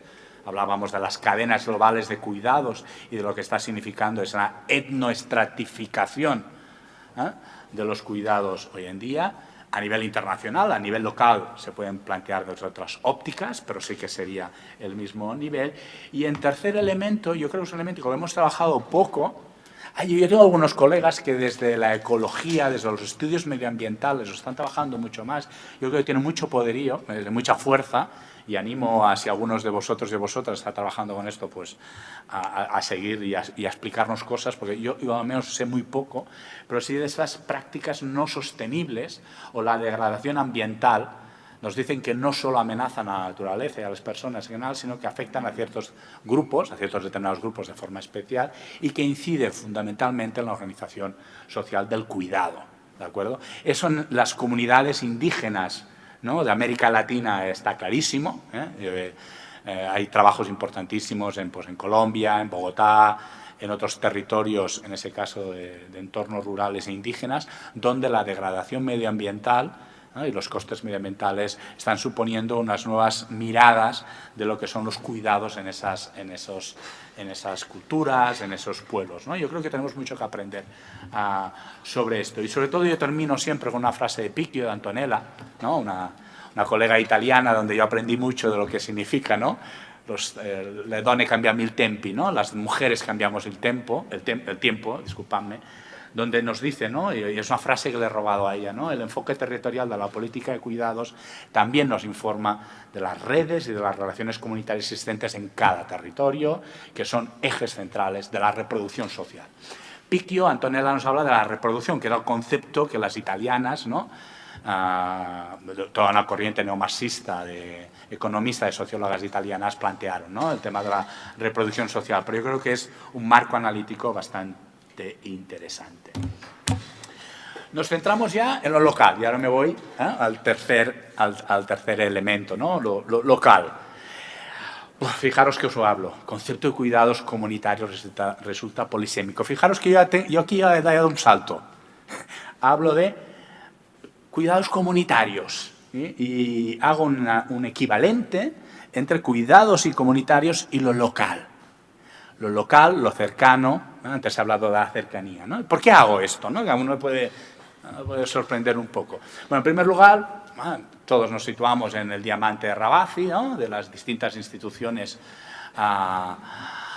de provisión de los cuidados, ¿no?, el Estado, la familia, el mercado, que Ravasi lo que hace es complementar, ¿no?, la tríada de actores de Spik Andersen, ¿no?, que todos conocemos y que todos trabajamos en muchos años, ¿de acuerdo? Entonces, desde esta forma se habla de la comunidad y el concepto que se utiliza, en primer lugar, plantea el concepto de comunidad. ¿Qué nos sucede? Que comunidad es un concepto absolutamente polisémico, ¿eh? Y no voy a entrar, discutible, ¿eh? Estoy convencido de que alguna de vosotras, alguno de vosotros sabe muchísimo más que yo de comunidad, ¿eh? Es decir, yo sé muy poco, ¿de acuerdo? Pero comunidad es un concepto polisémico en la tradición sociológica que, vamos, yo he intentado he intentado hacer un recorrido, os aseguro que aún no he sido capaz de situarlo, pero sí que aparece ese heterogéneo grupo de proveedores de cuidados que se denomina de muchísimas maneras, sector comunitario, voluntario, no de mercado, sin ánimo de lucro, etcétera, ¿no? Lo que me ha quedado claro, lo que todas las referencias y cómo lo estamos trabajando nosotros, nuestro proyecto de investigación, donde para nosotros es fundamental los cuidados comunitarios, es que incluye prácticas diversas, fijaros cómo os pongo, ¿no? Incluye prácticas diversas que responden a necesidades, objetivos y alcances disímiles, totalmente muy diversificados, según el contexto que se desenvuelven. Y por tanto, eso es el elemento fundamental, el contexto, ¿no? Cuando el ministro mismo, Joan, nos hablaba de tener en cuenta ese contexto, esa particularidad, esa especificidad, ¿no? Y por tanto, de muy diversas iniciativas surgidas de las comunidades de forma autogestionada, de activismo social, confesional, público, dependientes de movimientos sociales, articuladas en cualquier tipo de redes, la diversidad es enorme, que pueden incluir o no al Estado, y si lo incluyen en forma de programas o políticas públicas específicas, y que van desde posibilidades y necesidades de cuidado, educativas y alimentarias de la población. Por tanto, cuando nos enfrentamos al concepto de comunidad, que en el Diamante de Rabasi complementa la tríada de Spink-Andersen, nos encontramos ese concepto tan polisémico, lo cual, y hago un inciso, es una de las consecuencias de por qué ha sido tan poco estudiado. De las tríadas, desde el Diamante, nos hemos dedicado mucho, os diría que en mis últimas publicaciones yo he hablado mucho del mercado, de la mercantilización del proceso de cuidados. Tenemos colegas que han hablado muchísimo de la familia. Yo creo que aquí hay personas que son grandes expertas sobre ello, ¿no? Y por tanto, de la familia como proveedor de cuidados, esa tradición familiarista que nos caracteriza, ¿de acuerdo? Del Estado, colegas de nuestros ámbitos de las políticas públicas, que también han trabajado mucho esas políticas, pero de la comunidad, os aseguro que son pocos las aproximaciones investigadoras que ha habido sobre ello. Es ese vértice que tenemos del Diamante, gran desconocido, debido a que a su enorme complejidad y a esa enorme dificultad tipológica. Desde los sociólogos y las sociólogas necesitamos tipologizar, ¿no? Hacer tipologías constantemente, y los que venimos de tradición cuantitativa, como es mi caso, pues lo tenemos muy acertado, ¿no? Y por tanto eso dificulta aproximarnos a ese vértice de los cuidados comunitarios, ¿de acuerdo? Y eso lleva a por qué Spink-Andersen se pregunta, que a mí me encanta siempre poner esa pregunta, porque para mí es referente fundamental, de plantearnos cuál comunidad. Se planteaba Spink-Andersen en el año 99, ¿no? ¿Cuál comunidad? ¿Es la referencia a organizaciones de autoayuda, como las agrupaciones o amigos, mutualidades, los grupos solidarios, etcétera? Por tanto, son preguntas que no son baladí y que son de interés ponerlas encima de la mesa cuando planteamos la responsabilidad de la comunidad. Y alguno de vosotros me pudiera decir, hey, pero aquí has hecho tú de malabarista, hablábamos del local y me estás planteando la comunidad. Muy discutible, ¿eh? Recuerdo una exposición en la Autónoma de México, donde os aseguro que me estuvieron una hora dándome una guerra con esto de la comunidad y el local. Y después de pensarlo mucho, lo que podamos decir es que pese a toda esa diversidad de iniciativas, ese carácter polisémico de la comunidad, diversidad en el grado de institucionalización, disculpadme, en los recursos que cuentan, en el tipo de financiamiento en el que acceden, porque algunos hasta tienen cooperación internacional, los procesos de definición identitaria que atraviesan, debido a la diversidad de todos esos ejes que nos lo complejizan. Yo os diría, yo he puesto aquí la mayoría, yo me atrevería a decir todas las experiencias, o la gran mayoría de experiencias que se caracterizan dentro de ese vértice denominado comunidad, tienen una fuerte inscripción local y se caracterizan por lo local, y la cercanía es sus caracteres fundamentales. Por tanto, una de las formas que cuando analizamos los cuidados y la provisión de cuidados desde la comunidad nos sirve para identificar qué es comunitario, qué no es comunitario, qué es percibido como comunitario y qué no. Después de esto hablaré un poco cómo lo hemos hecho nosotros, ¿de acuerdo? Porque no es fácil. Al fin y al cabo, es la cercanía y lo local lo que lo identifica fuertemente. Yo aquí he puesto la mayoría, pero, y aquí sigo, no es mía, la idea Fournier, del año 2020, supongo que lo conocéis, ¿no? Habla de esta cercanía, y cuando uno analiza todas esas experiencias comunitarias de servicio de cuidados, esa cercanía desde lo local, desde lo específico, lo que las caracteriza. Por tanto, podemos hacer este símil, ese juego malabarista, polisémico de terminología que he realizado yo. Por tanto, acabo utilizando una de las definiciones de comunidad. Y aquí os planteo yo la definición que estamos trabajando. Es una definición clásica de la sociología, no me la he inventado yo, ¿de acuerdo?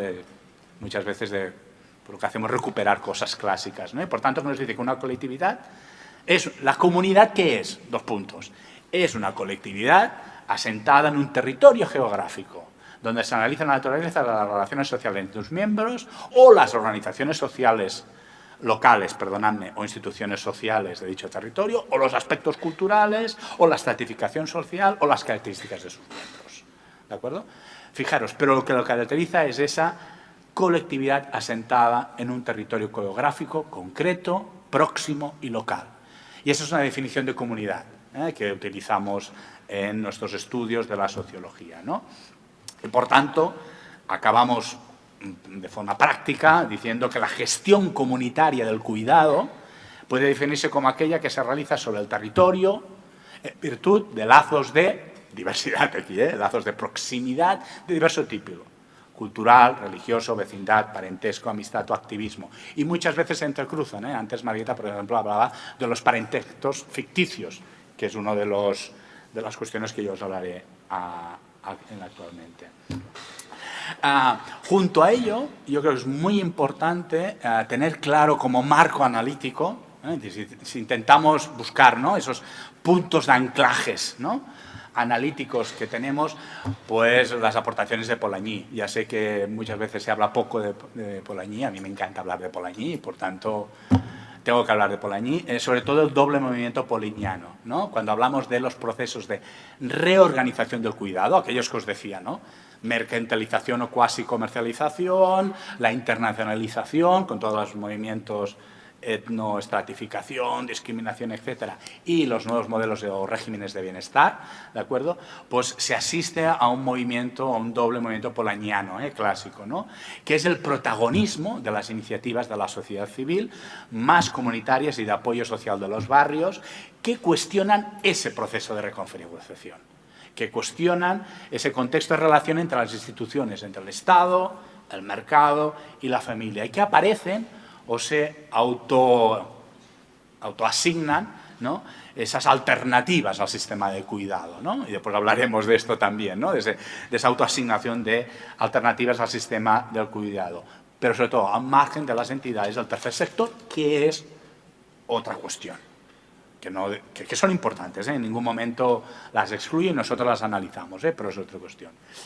Y diversos estudios contemplan 3 modelos, no son los modelos que veréis que nosotros lo hemos diversificado, ¿no?, pero muchos estudios internacionales, cuando hablan del sector comunitario en la provisión de cuidados, desde la proximidad, desde la cercanía, desde lo local, nos hablan de 3 modelos fundamentales. Modelos muy diversos, son grandes etiquetas: el cuidado comunitario, community care; la organización colectiva del cuidado, la organización colectiva del cuidado, como antes se decía, ¿no?, esos grupos comunitarios que se utilizan los parentescos ficticios, ¿no? Somos familias, ¿no?, las hermanas, en un centro, por ejemplo, en un centro de autoayuda del LGTBI, por ejemplo, donde se hablan de hermanas, y no por lo femenino, disculpadme, por otras consideraciones, o gente mayor, etcétera, ¿no? Por la organización colectiva del cuidado, los grupos comunitarios. No voy a entrar en cada uno de ellos, hay literatura que me interese, podemos después hablar ampliamente, pero son 3 modelos que a nivel internacional sí que están situados respecto a lo que son las experiencias como forma de identificar las experiencias de esos servicios comunitarios de provisión de cuidados, desde lo local, Esos son los que se utilizan. Aparte de que se ha visibilizado el vínculo entre la sostenibilidad de la vida, ¿sabéis?, concepto de la sostenibilidad o el sostenimiento de la vida, con las experiencias de cuidado comunitario. La pandemia y el COVID lo que sí que también nos ha llevado, y eso es un resultado que observamos en nuestra investigación, es que la pandemia del COVID nos ha visibilizado ese vínculo, ¿no?, entre la sostenibilidad de la vida con todas las experiencias de cuidado comunitario, ¿no? Que se propone desde un doble análisis. En nuestro caso hacemos desde un doble análisis. Por un lado, la existencia de lazos sociales, comunitarios, territoriales, y por el otro, la ausencia o insuficiencia de respuesta del Estado para dicha sostenibilidad de la vida. Por tanto, es el doble análisis que nosotros utilizamos en este caso. Eso nos hace reflexionar sobre los cuidados comunitarios locales, no solamente por su importancia o por su propio peso, que ya sería importante por sí mismo, ¿no? Sino porque nos permite avanzar hacia una corresponsabilidad social entre el Estado, el mercado, las comunidades y las familias, hacia una redistribución más justa y equitativa del cuidado, ¿de acuerdo? Por tanto, esa es la óptica por la cual nos interesa. Y ya no estoy siguiendo nada de los apuntes que tenía, y cuando ya de forma concreta, disculpadme, y en eso termino, quiero terminar, cómo estamos operativizando nuestro proyecto, todo el tema de la dimensión local o las formas de cuidado comunitario, en esa lógica terminológica que hemos saltado. A modo de hipótesis, desde el inicio lo vinculamos con 4 aspectos fundamentales: las distintas experiencias de trabajo comunitario y como proveedor de cuidados. La gestión de necesidades colectivas, la articulación de redes, la mirada asistencial o la respuesta política frente a la ausencia del Estado. Esos fueron los 4 ejes que utilizamos para identificar las distintas experiencias de cuidados a nivel local. Eso nos llevó a plantear 5 formas, que es la que estamos trabajando. No os puedo presentar resultados y puede ser que de aquí a un año, si me volvéis a escuchar sobre esto, pues os habla que no fueron 5, fueron 7. Porque los resultados uno siempre completa. Pero sí que lo estamos trabajando en 5 formas en que las personas, colectivos y organizaciones significan el trabajo comunitario, el cuidado comunitario, disculpadme. Es decir, cómo explican que una práctica sea o no de cuidado y sea o no comunitaria, porque simbólicamente es muy distinta a la autopercepción que las personas que reciben cuidados y que prestan cuidados entienden. ¿De acuerdo? En este caso, las 5 formas que estamos trabajando, en nuestro caso es todas esas formas de asistencialista o de ayuda comunitaria, el community care, más, como os decía anteriormente, toda una serie de defensa y sostenimiento del territorio, muy importante, que en ciertos contextos puede ser más relevante. Por ejemplo, todos los trabajos con América Latina, desde una perspectiva comparada, la defensa y sostenimiento del territorio cobra una fuerza fundamental, y toda la gente que se dedica a temas medioambientales, por tanto, cuidado medioambiental, gestión del territorio, etcétera, es un campo de trabajo que os animo muchísimo. Articulación de redes, antes se ha comentado, ¿de acuerdo? Y podemos utilizar el propio concepto de Pérez Orozco, de red de redes, me parece que por lo nombro. Gestión de necesidades, toda una serie de experiencias de servicio de cuidados comunitarios como gestión de necesidades concretas, ¿de acuerdo? Distintas de la gestión integral del servicio de cuidados. Estas son las 5 formas en que estamos intentando, trabajo de investigación en curso, operativizando todo lo que es las experiencias de cuidados comunitarios desde lo local, Y por último, y así termino, y disculpadme que he ido muy apretado, pero para poder ayudar a cumplir, algunas reflexiones finales. He puesto estas, como voy a perder, mi primera versión del PowerPoint os hubiera tenido 3 horas aquí hablando, por tanto he seleccionado algunas reflexiones. En primer lugar, la importancia y a nivel internacional, es decir, en el último congreso que yo estuve a nivel internacional, las experiencias donde se pone en el centro de los cuidados el territorio entendido como espacio físico, social, aquí sí que he puesto lo social, y simbólico, son fundamentales. Experiencias desde países en Norteamérica, en Estados Unidos, América Latina, que es el que más conozco, las experiencias en Bogotá, en Santiago de Chile, etcétera, son fundamentales, pero también a nivel europeo. Creo que los europeos son los que, y las europeas, somos un poco más clásicos, si me permitís la expresión, pero bueno, el territorio se pone en el centro de todos los análisis de los servicios de cuidado, esa reorganización social del cuidado. Sin el territorio no entendemos los procesos de reorganización, de los cuidados, esa recomposición de las relaciones entre Estado, mercado, familia. Pensad en el mercado, pondría ejemplos, pero pensad en el mercado, ¿no? Ciertos territorios que están excluidos perfectamente del mercado, no son rendibles económicamente. O territorios donde el movimiento polanyiano cobra mucha fuerza, ¿no? En segundo lugar, las prácticas de cuidado comunitario / local, en ese juego que he hecho de palabras, están siendo, y eso lo estamos viendo, y es una reflexión que aún no tengo terminada, pero os la pongo encima de la mesa, que son respuesta a condiciones de desigualdad y de exclusión. Y sin esas condiciones, que son punto de arranque y consecuencia de procesos de exclusión y desigualdad, no existen prácticas comunitarias locales. Eso es lo que estamos viendo ahora nosotros. Lo podemos discutir, y seguro que puede haber mucho debate, ¿no? Sobre todo muy exacerbadas en los contextos pospandémicos, pospandémicas. Un vínculo notorio, estamos encontrando también, y yo creo que esto es un campo de trabajo, yo también no he trabajado estos temas, por tanto también lo lanzo y animo a que personas, hay gente que trabaja muy bien esto, quiero decir que no digo que no, pero creo que se tiene que trabajar mucho más, es un vínculo notorio entre las experiencias de cuidado comunitarios / locales, ¿de acuerdo? Y la economía popular, social y solidaria. Y todas las experiencias de cooperativismo. En Barcelona, hemos terminado ya casi trabajo de campo, en Barcelona ciudad y en Bilbao, casi todas las experiencias de cooperativismo, de economía social y solidaria, son germen, la mayoría de ellas han sido experiencias iniciadas desde servicios comunitarios de cuidados, sea de vivienda, sea de alimentación, etc.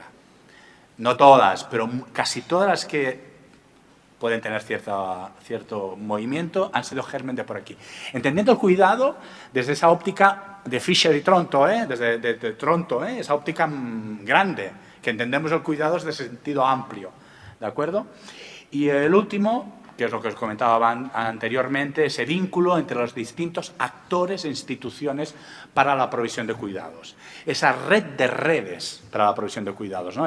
Aquí he robado, me permitís robar el cuidado el concepto de noción de redes de cuidado que desarrolló Amaya Pérez Orozco hace unos años, y que por supuesto que casi todas habéis leído, porque si no os lo recomiendo muchísimo. Ella utiliza el concepto de redes de cuidado y hoy en día se está hablando de la red de redes, ¿de acuerdo? Por tanto, es importantísimo la red de redes de cuidados comunitarios locales, donde se entreteje, ¿no? Se entreteje todo ese entramado que sustenta la vida social y que ayuda a esa recomposición de las instituciones.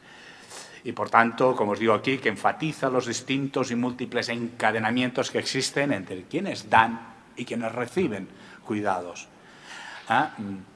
Las instituciones, los marcos normativos, la participación mercantil y la comunitaria. Desde el punto de vista de que esta red de cuidados está en movimiento y se transforma, no es estática. Y dicho esto, con esto me quedo. Muchas gracias.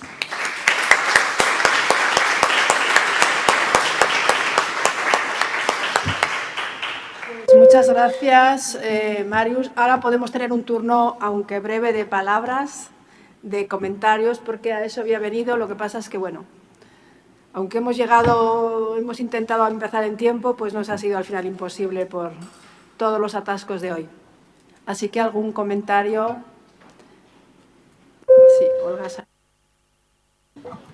Nada, bueno, darle las gracias por la ponencia, por estar aquí, por visitarnos, por decir que esta es su casa, que lo es, y también por el contenido, ¿no? Que me parece que es muy interesante y que haya un proyecto sobre esto, que además, tal como lo has planteado, ¿no? Que te acercas a los conceptos desde una perspectiva casi de aprendizaje, ¿no? Con todo lo que llevas detrás, sin embargo, ¿no? Y esto es muy de agradecer.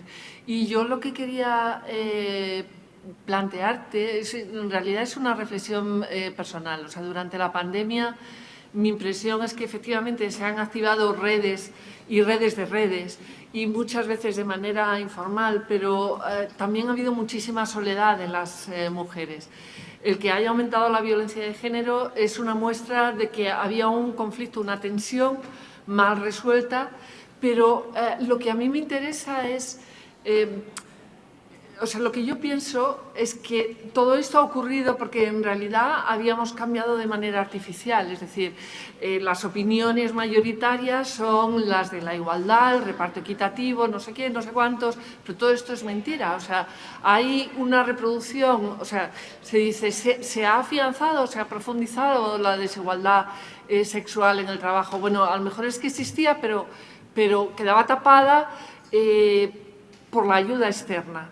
Y mi pregunta es si en el proyecto estáis teniendo en cuenta a estas personas que trabajan profesionalmente realizando el trabajo de cuidados, no digo ya en sanidad, sino dentro de los hogares, porque todo esto permanece completamente tapado, ¿no? Y bueno, pues esa es la reflexión y nada más. Muchas gracias.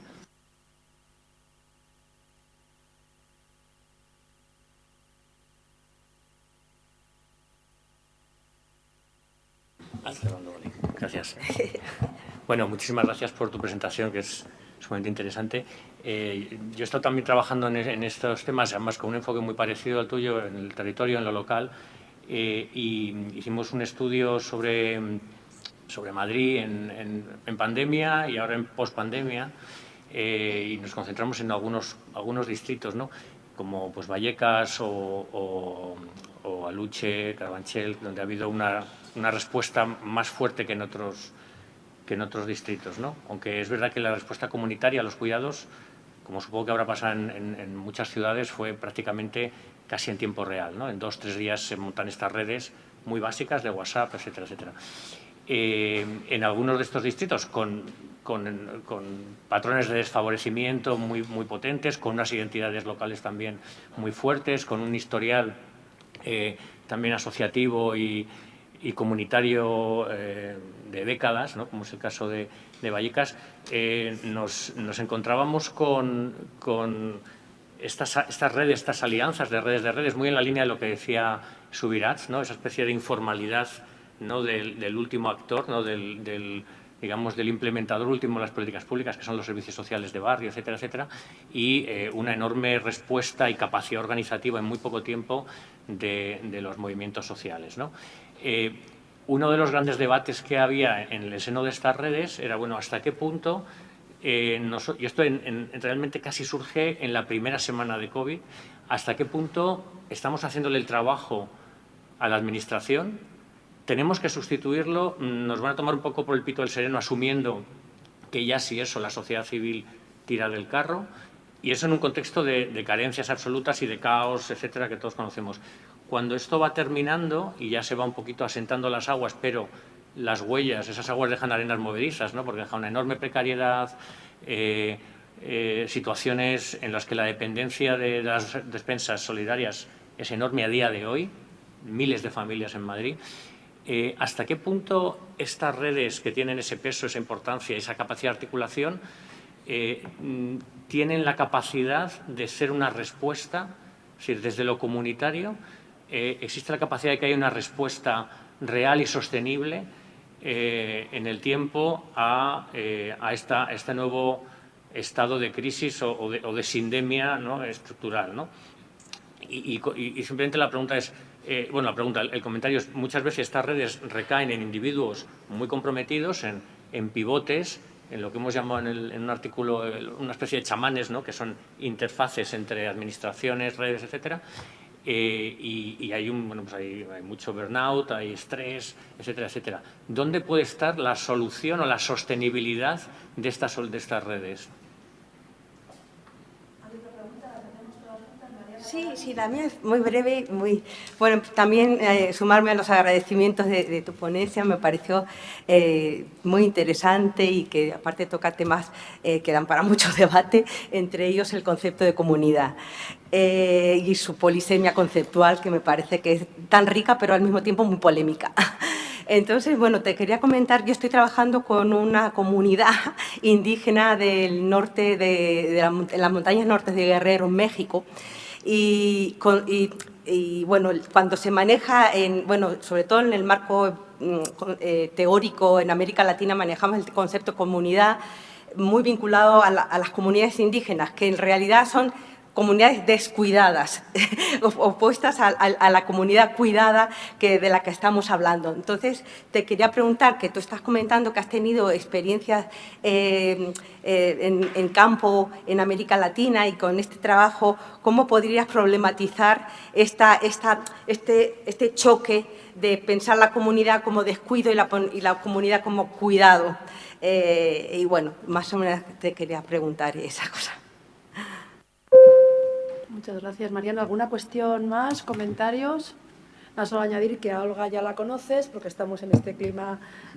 Andrés Balicer trabaja en GISMAT, ha formado parte de Comures y otros proyectos que la ha indicado. Mariana Norandi también está haciendo una Margarita Salas en Gresco, también trabaja en el País Vasco con Gabriel Gatti y otras personas y en América Latina. Así que muchas gracias. Muchas gracias por yo diría casi ni preguntas, sino reflexiones y casi preguntas del millón que me habéis hecho, ¿no? Que son preguntas que yo mismo me planteo, ¿no? Y estoy convencido que tendremos tiempo de continuar hablando y reflexionando sobre este tema. A ver, Olga, tienes toda la razón. Es decir, es cuando yo antes he comentado, ¿no? Sin unos cambios importantes en los valores simbólicos, en los valores culturales, educativos, ¿no? Vemos cómo estamos perdiendo, ¿no? Todos aquellos elementos que habíamos, ¿no? Que parecía que habían aparecido, ¿no? De solidaridad, etcétera, ¿no? Y comparto todo esto, esta idea de a veces de falta de neutralidad y de esos valores simbólicos que necesitábamos para intentar entender pues ese resurgir, ¿no? De ciertas experiencias que ha habido sobre esto. Y sí, en el trabajo de campo, aparte de que hemos hecho unos 30 grupos de discusión, en este caso más a entidades o servicios de comunidad, hemos hecho entrevistas en profundidad, llevamos unas 40 y pico entrevistas en profundidad a mujeres, fundamentalmente a mujeres, ¿no? que tenían en tipología distinta, no voy a entrar ahora al tipo de topología y tal, pero sí en esas mujeres que pues han hecho cargo de los trabajos de cuidados en la época pandémica y todo lo que supuso, ¿no? La época pandémica y todo lo que está suponiendo el post-pandemia, ¿no? Porque realmente yo creo que muchos de los elementos que la pandemia... Bueno, es como la crisis económica, ¿no? Pues los programas de austeridad, ¿no? Nos han llegado cosas que han venido para quedarse. Pues lo mismo. O lo que estamos observando es que lo mismo, ¿no? Que hay ciertos elementos que se han retornado a puertas adentro y que se están quedando. Se están quedando y, por tanto, aunque yo ahora aún lo digo con la boca un poco no muy abierta, no gritando mucho, pero puede ser que pronto lo tengamos que decir con la boca muy abierta, pero yo creo que el contexto pospandémico ha exacerbado las desigualdades de género en el trabajo de cuidados y las ha acentuado. Para mí ha sido un retroceso importante. Yo creo que hoy en día aún estamos viendo cuestiones que parecía que habíamos superado. Entonces estamos esperando la encuesta Usos del Tiempo, ¿no? Del INE, a ver cuándo aparece, porque sí que es cierto que lo cualitativo nos ayuda mucho, ¿eh? Nos permite enriquecer, pero yo tengo muchas ganas de ver los datos, ¿no? Datos cuantitativos sobre uso y distribución de tiempo de cuidados, ¿no? En el interior de los hogares, ¿eh? Porque todo lo cualitativo que tenemos de los últimos años post-pandemia, pues yo creo que son mayores las desigualdades por género. Y las mujeres están ocupando espacios que parecía que habían superado. Esa es un poco mi idea. Yo creo que llevaría esa conclusión. Yo creo que pronto la podremos decir con boca bien elevada, bien grande, para hacer constatar ciertas cuestiones. ¿De acuerdo? Andrés, toda la razón. Es que te voy a contar, me has hecho la palabra, la frase del millón. La frase del millón. Sí, tienes toda la razón. Es decir, hay autores y autoras que hablan de esa entrada y salida, ¿no? de las instituciones del community care, ¿no? O de los servicios comunitarios, ¿no? Que aparecen, desaparecen, se quedan, se transforman, ¿no? Por todos los temas que tú estabas hablando, ¿no? Porque realmente van a ser sustitutorios, no sustitutorios de un posicionamiento, de un estado de bienestar, etcétera, ¿no? Y por tanto, pues, ¿qué podemos hacer para que se mantengan? Yo no sé si tenemos que hacer algo. Es que esa es la pregunta que realizas me parece muy adecuada. No tengo una respuesta a ello. Pero también tengo mis dudas de cuál es el papel que tienen que jugar. Piensa, yo no he hablado de esto, pero piensa que hay enormes críticas de la orientación familista y asistencialista de los servicios de cuidados comunitarios. Enormes. En América Latina más que en Europa. Enormes. Realizado por mujeres. Se refuerza el papel femenino. Lo sacamos del hogar y lo metemos en el servicio comunitario. Pero continúan siendo ellas. ¿De acuerdo? Con redes de solidaridad que intentamos formalizar. ¿De acuerdo? Por tanto, y que además están al servicio de esas ausencias, por eso hay una reflexión final, ¿no? De esas ausencias de política pública o de programas de políticos públicos y de las ineficacias de la mercantilización. Y digo ineficacias para decirlo de una forma fina. ¿De acuerdo? Entonces, hay mucha crítica sobre esto, ¿eh? Hay mucha crítica que se replantea qué papel están jugando y cuál es el papel que tendrían que jugar. Y realmente ese es el papel, es bueno, positivo, no hay un acuerdo fundamental, ¿de acuerdo? No me atrevería a decir demasiadas cosas al respecto, pero no es fácil. No es fácil todas esas redes de solidaridad y de apoyo mutuo, en qué se están basando, en cuáles son los elementos estructurales, ese burnout que tú decías tú, de entrada y salida, por ejemplo. Yo creo que aquí en esa mesa hay personas que saben mucho más que yo de esos temas, pero las asociaciones de vecinos y barriales, Marta seguro que sabe mucho mejor que yo estos temas.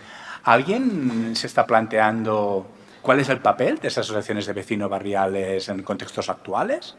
Muchas de ellas se están transformando en servicios de cuidados comunitarios, o muchas de ellas, es decir, están sustituyendo ciertos eslóganes de lucha hacia cierta pobreza de los barrios, y cuando digo pobreza, en infraestructuras, ¿no? en alumbrado, en no sé cuántos, ¿no? Que fueron un poco un inicio fuerte, ¿no? Del que supuso ciertas asociaciones de vecinos. Os hablo de las que puedo conocer más yo, que es el área metropolitana de Barcelona, ¿no? Y muchas de ellas han ido trasladando, ¿no? Sus lógicas de intervención, sus lógicas de actuación, y muchas de ellas hoy en día están ocupando espacios de servicios de cuidados comunitarios, con gente mayor, con menores, con personas con dependencia, etcétera, ¿no? Entonces vemos esa movilidad, ¿no? Ese cambio, ¿no? Por tanto, no es fácil el tema de hablar de su supervivencia, del papel que juegan. Tienen muchísima crítica de esa visión asistencialista, de esa visión sustitutoria, de que solo se actúa en procesos de exclusión o desigualdad social, donde el papel del Estado se ha ido mermando, donde como hemos optado por la mercantilización, el mercado no es rentable, no entra, y por si no entra, bueno, ya quedará la sociedad civil, ¿no? Esa lógica. Yo tuve una discusión con unos gestores, ¿no? De estas grandes empresas de cuidados comunitarios, ¿no? Que era así su discurso, ¿eh? Era este, donde el mercado no va a entrar porque no es eficiente económicamente, pues bueno, y habrá la sociedad civil quien va a sustituir, ¿no? Entonces, esa es la colaboración que tenemos que tener, ¿no? Entonces, yo creo que has tocado uno de los temas claves hoy en día, ¿no? Y creo que tenemos que trabajar mucho más sobre ello. ¿Y qué te voy a contar? Las comunidades indígenas, creo que las conoces mucho, mucho más que yo. Yo creo que la perspectiva es otra, porque son comunidades indígenas donde, fíjate, cuando yo hablaba, ¿no? Del contacto con el medio ambiente, con el territorio, es fundamental. Y con todos los procesos de solidaridad y de ayuda mutua indígena de estos pueblos, yo creo que hemos aprendido mucho, tenemos que aprender mucho, ¿no? Y por tanto, todas esas comunidades, yo creo que las comunidades indígenas, discúlpame, a veces me atrevo a hablar de cosas que lo diría con una voz muy pequeña porque no soy un gran experto de ello, ¿no? Y lo que he hecho siempre es escuchar, ¿no? Y aprender. Pero la sensación que he tenido con comunidades indígenas, ¿no? Por ejemplo, del norte de Chile, ¿no?